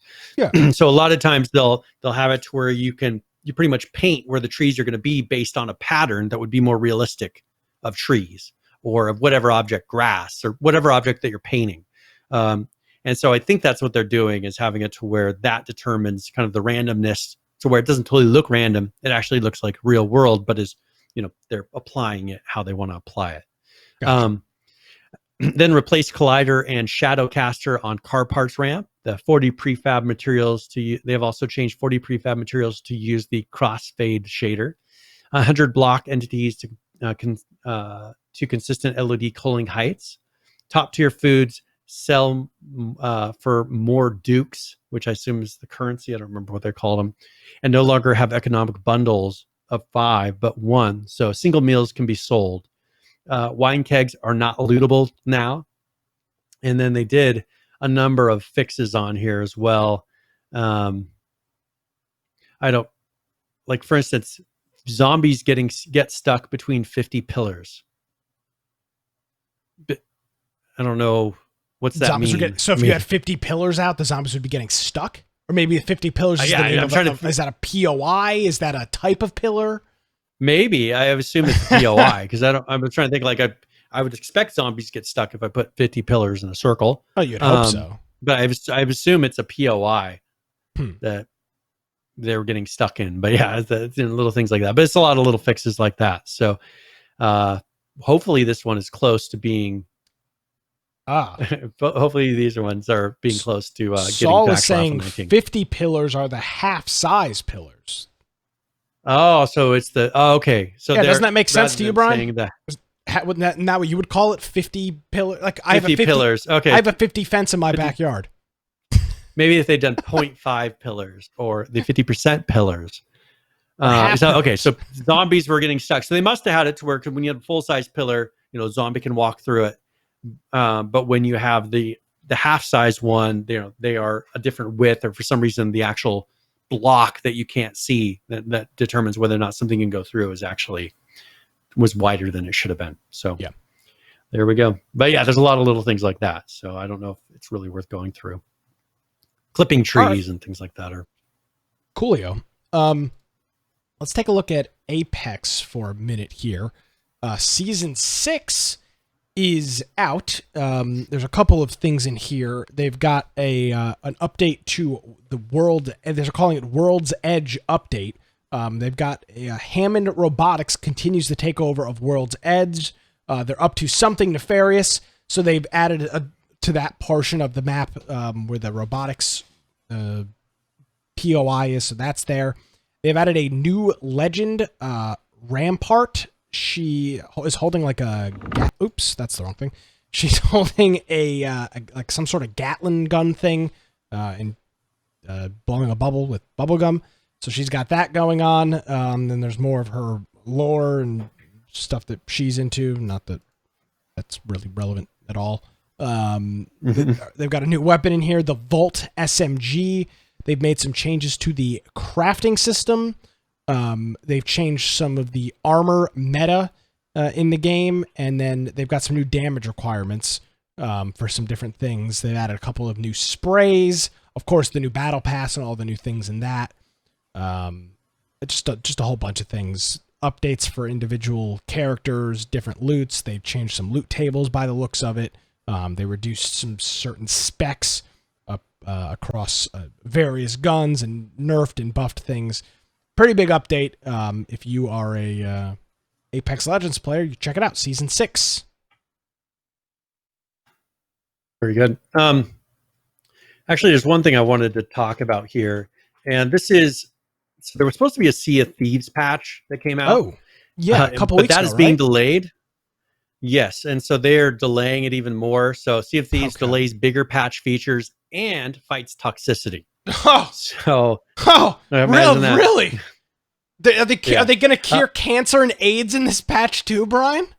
I know. Well, I mean, when you're dealing with an online game, I don't know if they've realized that toxicity is part of the platform. I mean, you've got toxicity in games that are, for kids that have minimal Solitaire. input. Yeah, I mean, if you have solitaire, there will be toxicity somehow in that.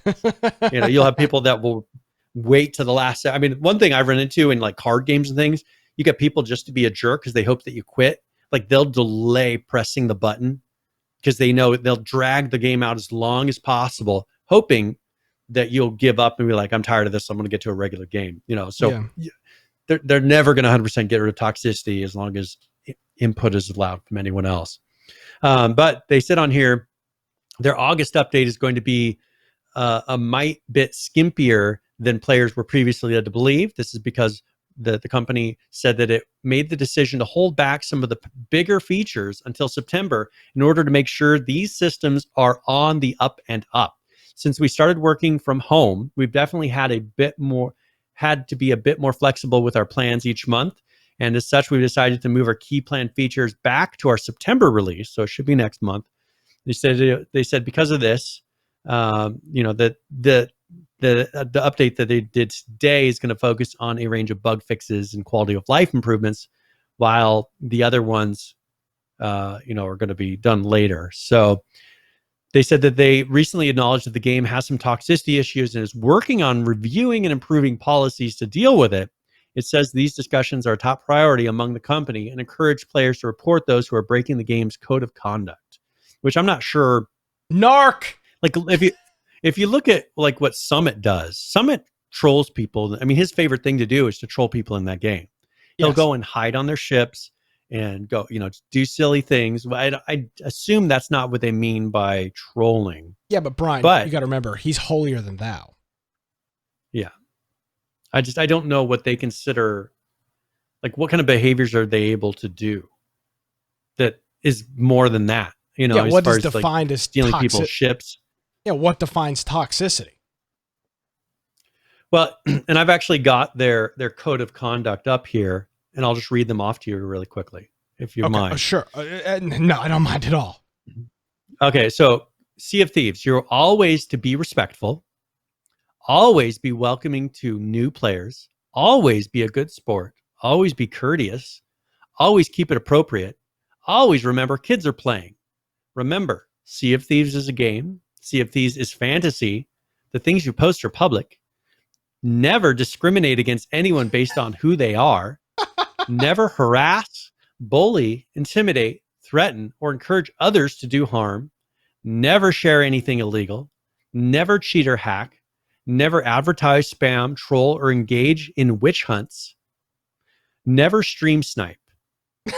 So those are the rules. So are you kidding me? I mean, that's their terms of service. Yeah, those are the most unenforceable terms of service in the world. Yeah, and so that's what I'm trying to figure out. Like, what codes are people breaking? Out of these. Yeah, they're being assholes. They're not being welcoming to new players. I mean, yes, that's a term of service violation. You were rude. Someone said, "Had a nice day," and I said, "Don't." Terms of service violation. Yeah, you're breaking the terms of services by not being kind. Oh my God. So, wow. It's just strange. Respectful, welcoming, good sport, courteous. None of those are keep it appropriate. Yeah, I mean, if me being that this is a pirate game and if I'm role playing being a pirate, am I going to be respectful, welcoming, a good sport, and courteous? We're going to cut your leg off, matey, and feed you to the sharks. Yeah. Yeah, I mean that's the kind of, but that would be, you just broke the terms of service according to Sea of Thieves. Well, but you're fine. But I would think that role playing in the game would be more fun than, being like, oh, let's all be kind. Well, Brian, I think what this really shows us, and this is for you, Bob, Black Wake is the clear winner of all pirate games. And I think this article and their attack against toxicity just proves that. So I understand, I'm sure there's a certain individual listening to the shows he's driving into work. I don't care. You can cry about it all you want. It's the truth. And this solidifies it.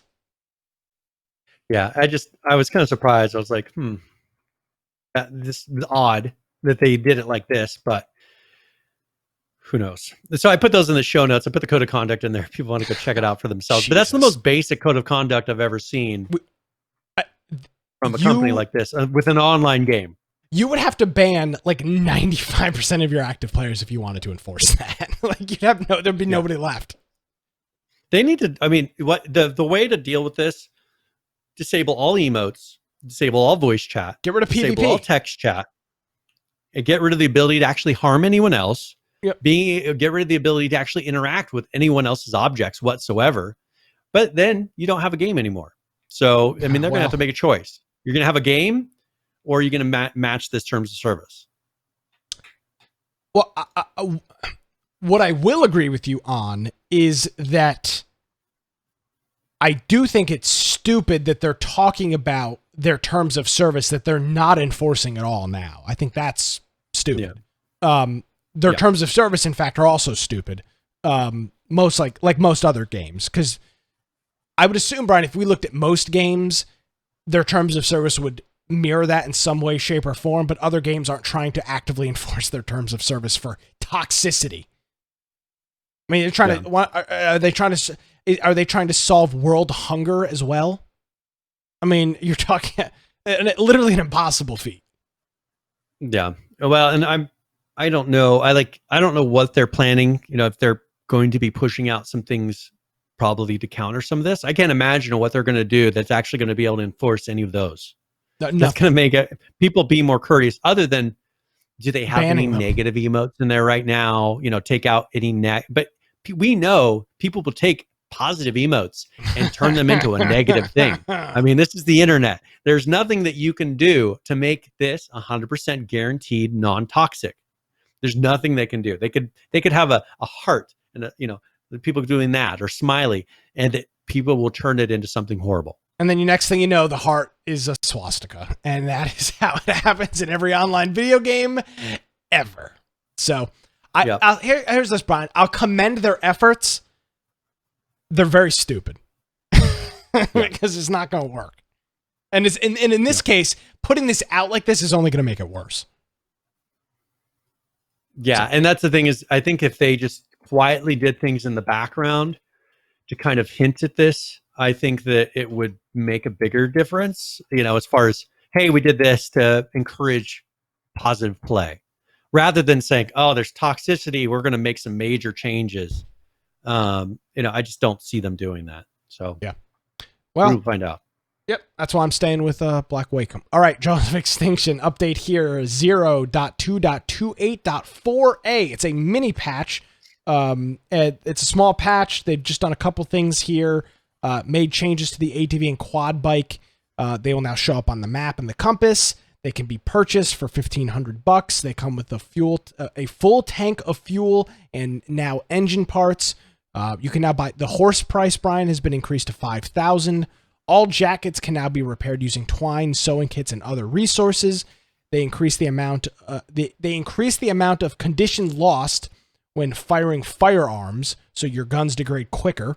In the environment, the backpack changed for lower tier at the skeleton location. The minefield, they've added a minefield around the survivor camp and a new pathway around the survivor camp to hopefully deal with that minefield that they've added, as well as a bunch of bug fixes, a whole bunch of known issues that are in here, and just a couple of other various things. So is what, in fact, they say a mini patch for Jaws of Extinction.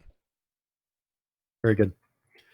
Go ahead and talk really quickly about Last Oasis. And they have gone through and added another walker. If you remember, they have these various things that you can build, and they become pretty much a mobile base.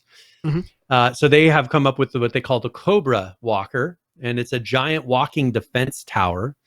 And so there's a video. So let's show the video really quick so people can kind of see what it looks like, and they'll be able to see, the tower and how it's different than some of the other ones.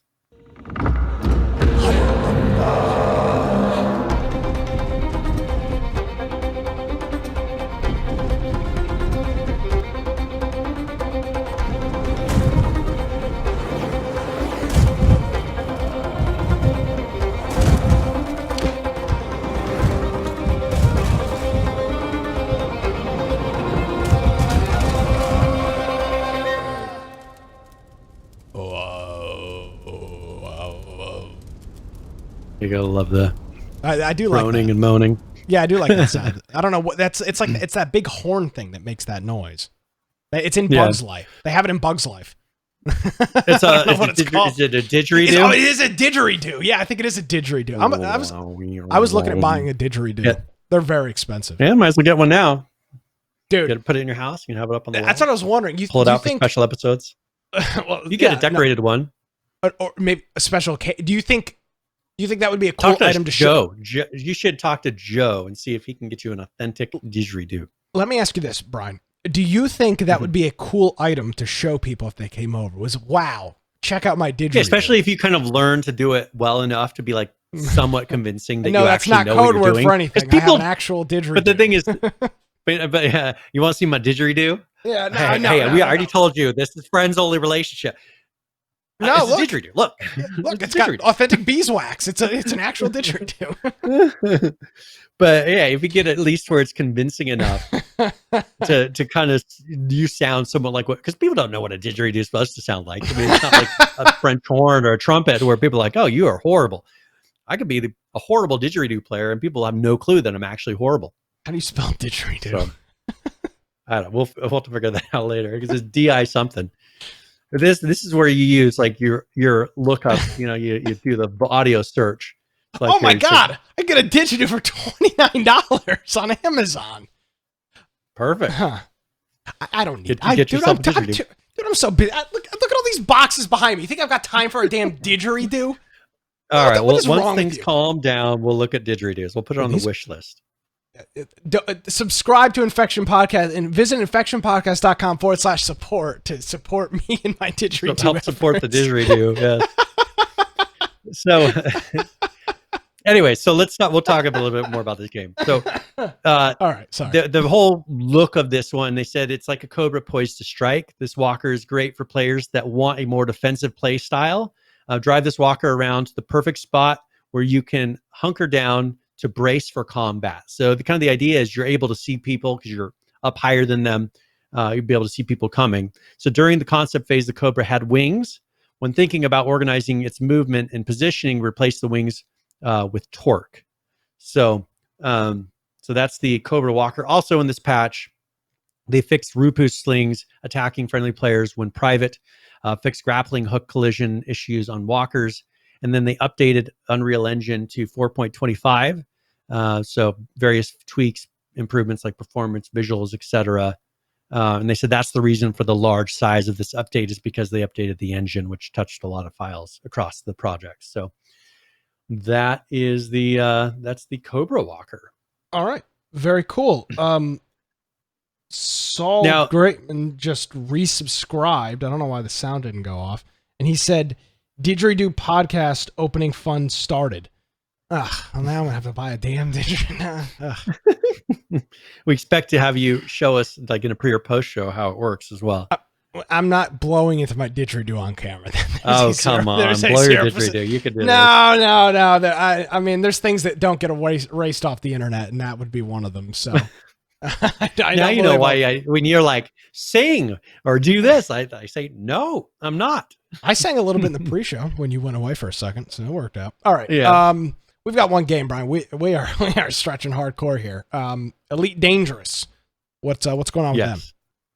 All right, so they put out a preview because they've been kind of reworking the atmospheric look of planets. So having an actual atmospheric planet, because before they didn't really have anything that looked realistic. It was more of you're on a planet that looks like the moon and you're looking out and there's nothing above you. So there's actually a video here which shows some of it off. So if you want to play that, it's like a 4-minute video, but they show off some of these atmospheric planet looks, and then we can discuss some of them and discuss how they might work. So. I'm having to re-download the video because for some reason when I downloaded it earlier, it did not play. So I'm starting for the next 37 seconds according to Google Chrome. All right, well, how about I talk a little bit first then? So yeah, that's a great idea. Here's some quotes from them. Exploration has always been at the core of the Elite Dangerous experience. So with the highly anticipated arrival of Elite Dangerous Odyssey in early 2021, so that's going to be their new expansion, this fundamental aspect of the game takes on a completely new dimension by introducing on-foot exploration of atmospheric planets. which I think is going to be really cool. Players will leave the protection of their spaceships and venture out and discover the secrets and hazards those new worlds have to offer, experiencing the thrill of leaving their footprints on previously unexplored terrain. The Elite Dangerous Odyssey development team is lavishing great care and attention to detail in the authentic recreation of the ice and rocky planets players will be landing on. Surface pressure, volcanism, it's like volcanics, not a volcanism like in Star Trek. That's what I was gonna say. Atmospheric Wow. composition and other geological agents all play a key part on the structure and natural features of each world, capriciously molding their appearance and making them unique and distinctive. One of the most stunning changes Elite Dangerous Odyssey on-foot exploration will bring to the game is a completely new perception of scale. When disembarking from their spaceships, players will notice never-seen before details like alien vegetation. This exotic flora can be analyzed to obtain genetic information from every new variant encountered, and players can profit from their discoveries by trading in the data, which is pretty much like two other games that we've run into. There was the one that what was the one that you were pissed off because there was nothing like the original that it was supposed to be? No Man's Sky? No Man's Sky does this. And then I think also, there's another space game like this that does the exact same thing. So I think they're finding this is turning into kind of a genre, because if you think about it, this genre didn't really exist before Elite Dangerous. Yes. And then they had a couple that came out and released games, and I think they kind of set some standards of here's interesting gameplay to make this work. Yeah. And so I think they're starting to adopt some of the things that didn't exist when they first came out on the market. So I don't think that they're really stealing it, but I think it's kind of like Battle Royale where we've accepted that this happens, like pinging and things like that. I think this is one of those things that now we're seeing in here, and it makes sense. All right, cool. You want to take a look at that video? Let's do it.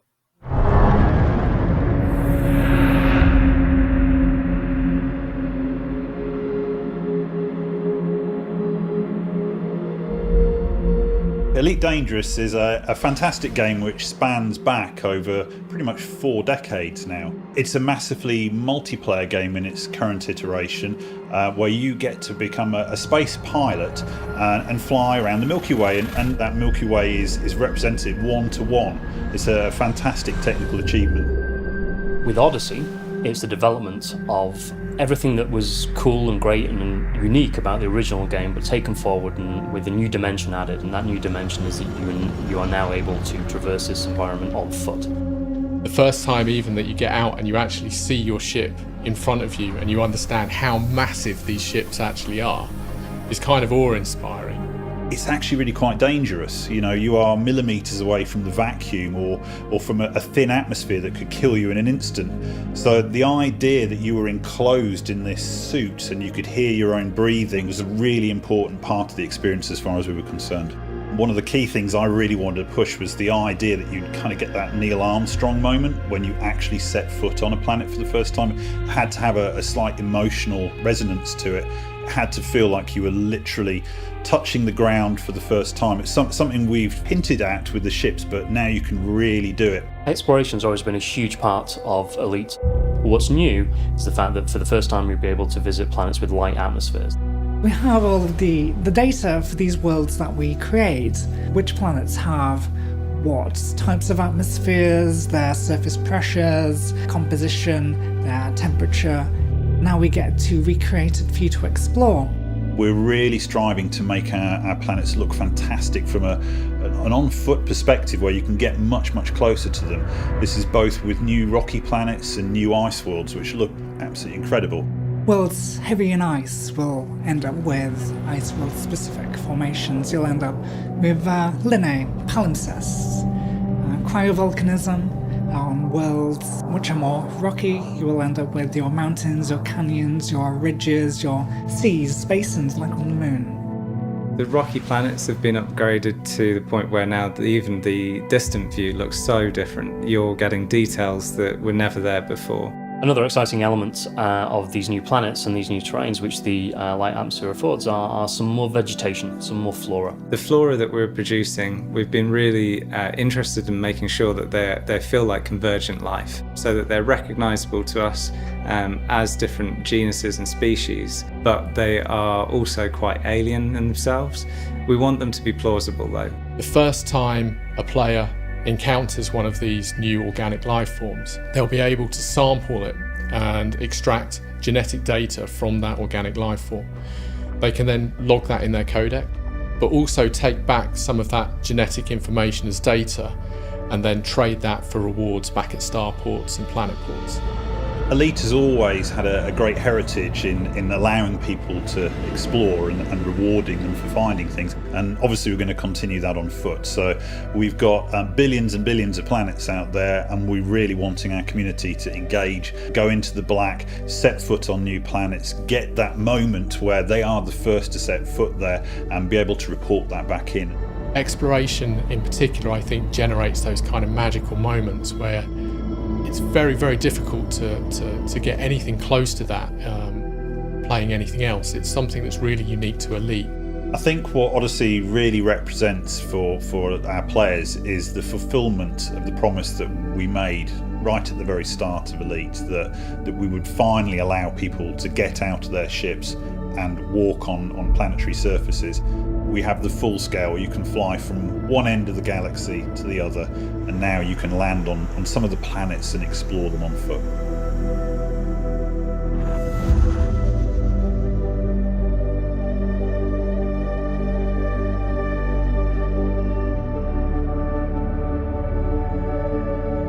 All right. A little bit of some news there from the folks over at Elite Dangerous. Odyssey coming out in 2021. It's cool to hear from the developers. We don't get that from them all that often. No. And the one thing I think is really interesting with this, I can totally see this leading into like a single player mode of Elite Dangerous. Which would probably be important. A story mode. Yeah. Yeah, I think once you get to where you have these elements put in there, they're already having to rescan things. I think, they have the online version, but I think that a single player version would be very well received. Is that takes you through a story that ends up through the story taking you all around the universe, because right now it's pretty much there's no direction in this game. Like you're put it in the game and you're like, all right, I got to figure out how to make money. Okay, I'm working to get this ship, I can build these things together, and you kind of create your own whatever you're doing. There's no guidance. I think that a single player would really help with that. For people that aren't motivated to go out and do some of these things themselves. Well, I think it also goes into the mainstream ability of a game, and a game that's got no direction, I think, has a far less mainstream appeal than a game where you can say, all right, yeah, it's got all this other crazy cool stuff, or you can play the 28-hour campaign. For me, that would be cool, I think that I'm not they're playing working Elite Dangerous multiplayer. I'll tell you that. No, I mean, it's just too time consuming. There's no end, right? I think that here, this is where for them, they're building all the building blocks are being created at this point for this. I think that then it's going to transition into once they feel like, because they've got all the planets, they're making it now to where there's things to do on the planets, because it would be really boring as a single player game right now when only thing you can do is, okay, you get this ship, you can now haul a little bit better things. There's nothing really to discover.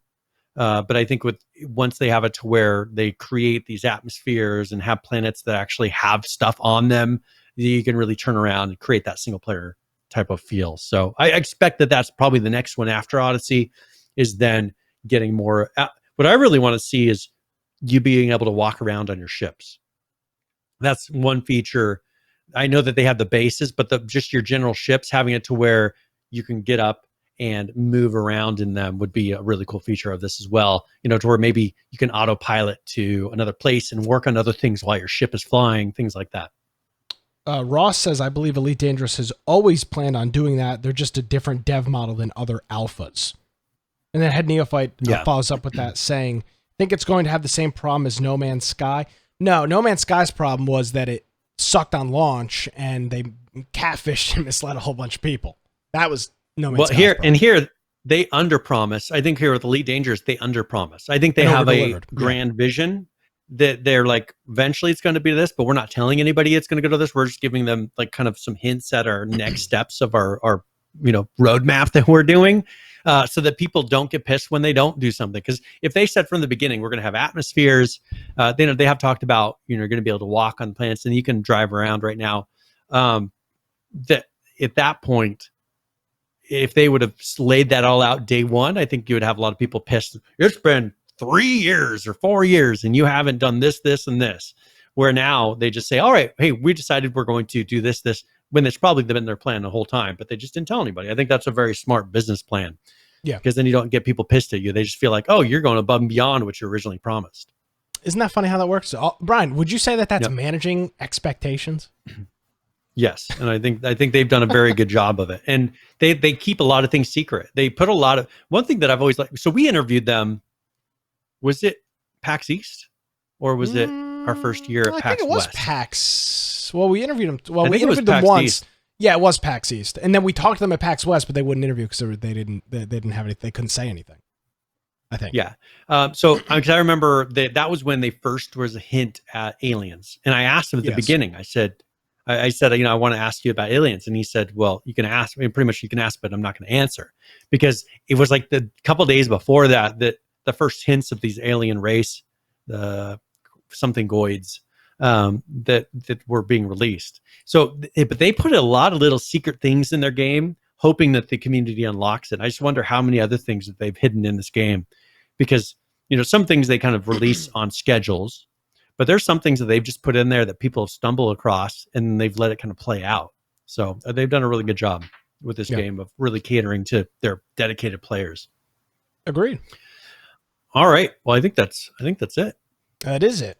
We were at about an hour 30. We only had like 3 stories left, and we've managed to fill. I was like, wow, it's going to be an hour and 45 minute show. And look at it. It's 2 hours and 2 minutes. Fantastic. All right. We got this. Let's look at current players, Brian. Some people that are playing some games currently, and let's look at those numbers. Starting us off with Ark Survival Evolved, currently playing 29,513. The 24-hour peak 57,625, with a 7-day peak of 67,248. Moving on over to Rust, currently playing 44,387. The 24-hour peak, 63,393, with a 7-day peak of 76,168. Taking a look at 7 Days to Die as they move forward, currently playing 15,164. The 24-hour peak, 19,027, with a 7-day peak of 25,336. And finally, Atlas, currently playing 2,624, the 24-hour peak, 3,391, and your 7-day peak, 4,210. And that brings us current on current players, all the different peoples that are playing the different games. And starting next week, we'll have Dead Matter on the list, Brian, and hopefully we'll be able to track them through the ups and downs and see where they level off. So where they end up, where they land. We'll have them next week. Let's go ahead and do a tip of the week, and that's either where I give a general gaming tip or one for a specific game. I figured, well, why not? Black Wake was on sale, so, and we of course that's the best pirate game, right? So that'll be tip of the week. Arg. Arg.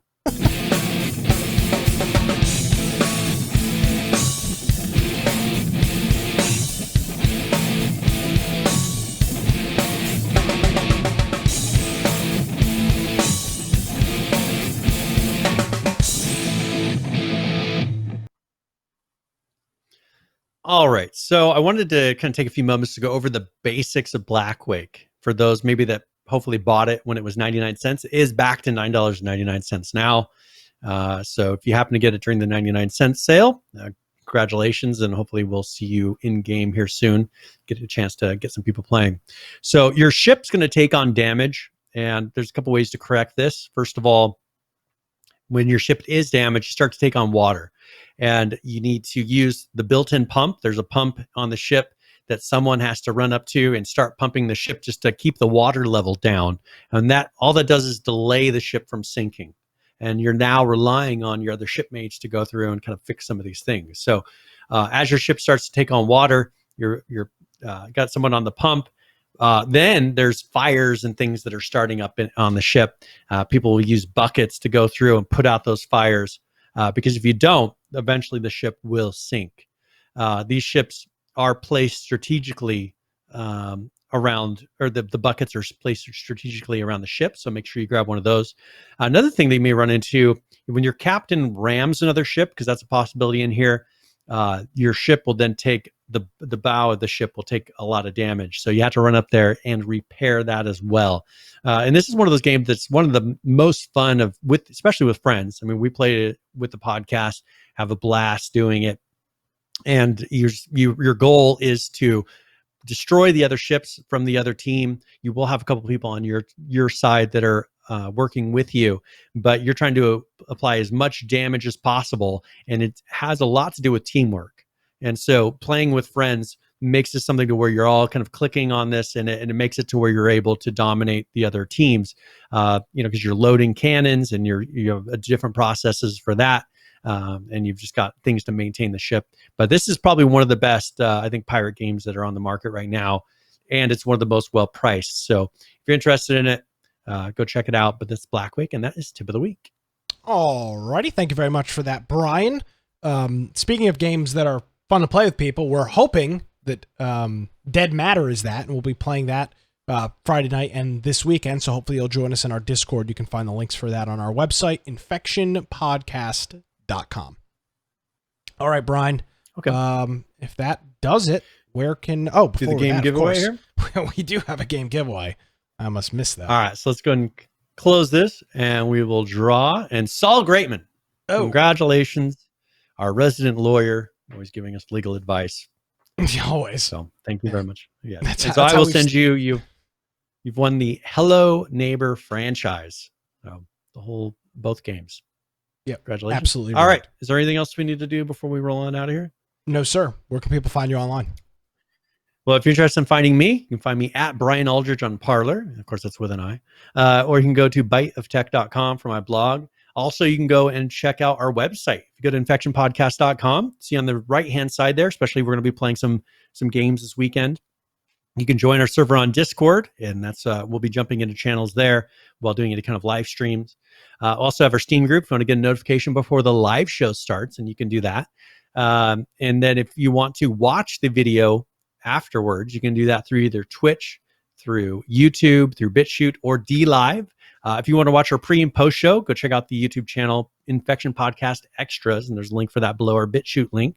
And then there's all of our podcast forms, so all the audio forms of the podcast. So you can do that through various mobile apps, desktop apps, and those are at the very lower right-hand side. If there's an article, video, anything that we referenced during this episode that you'd be interested in, that'll be in episode 292 of the podcast, and you can follow along with that if you want to watch afterwards.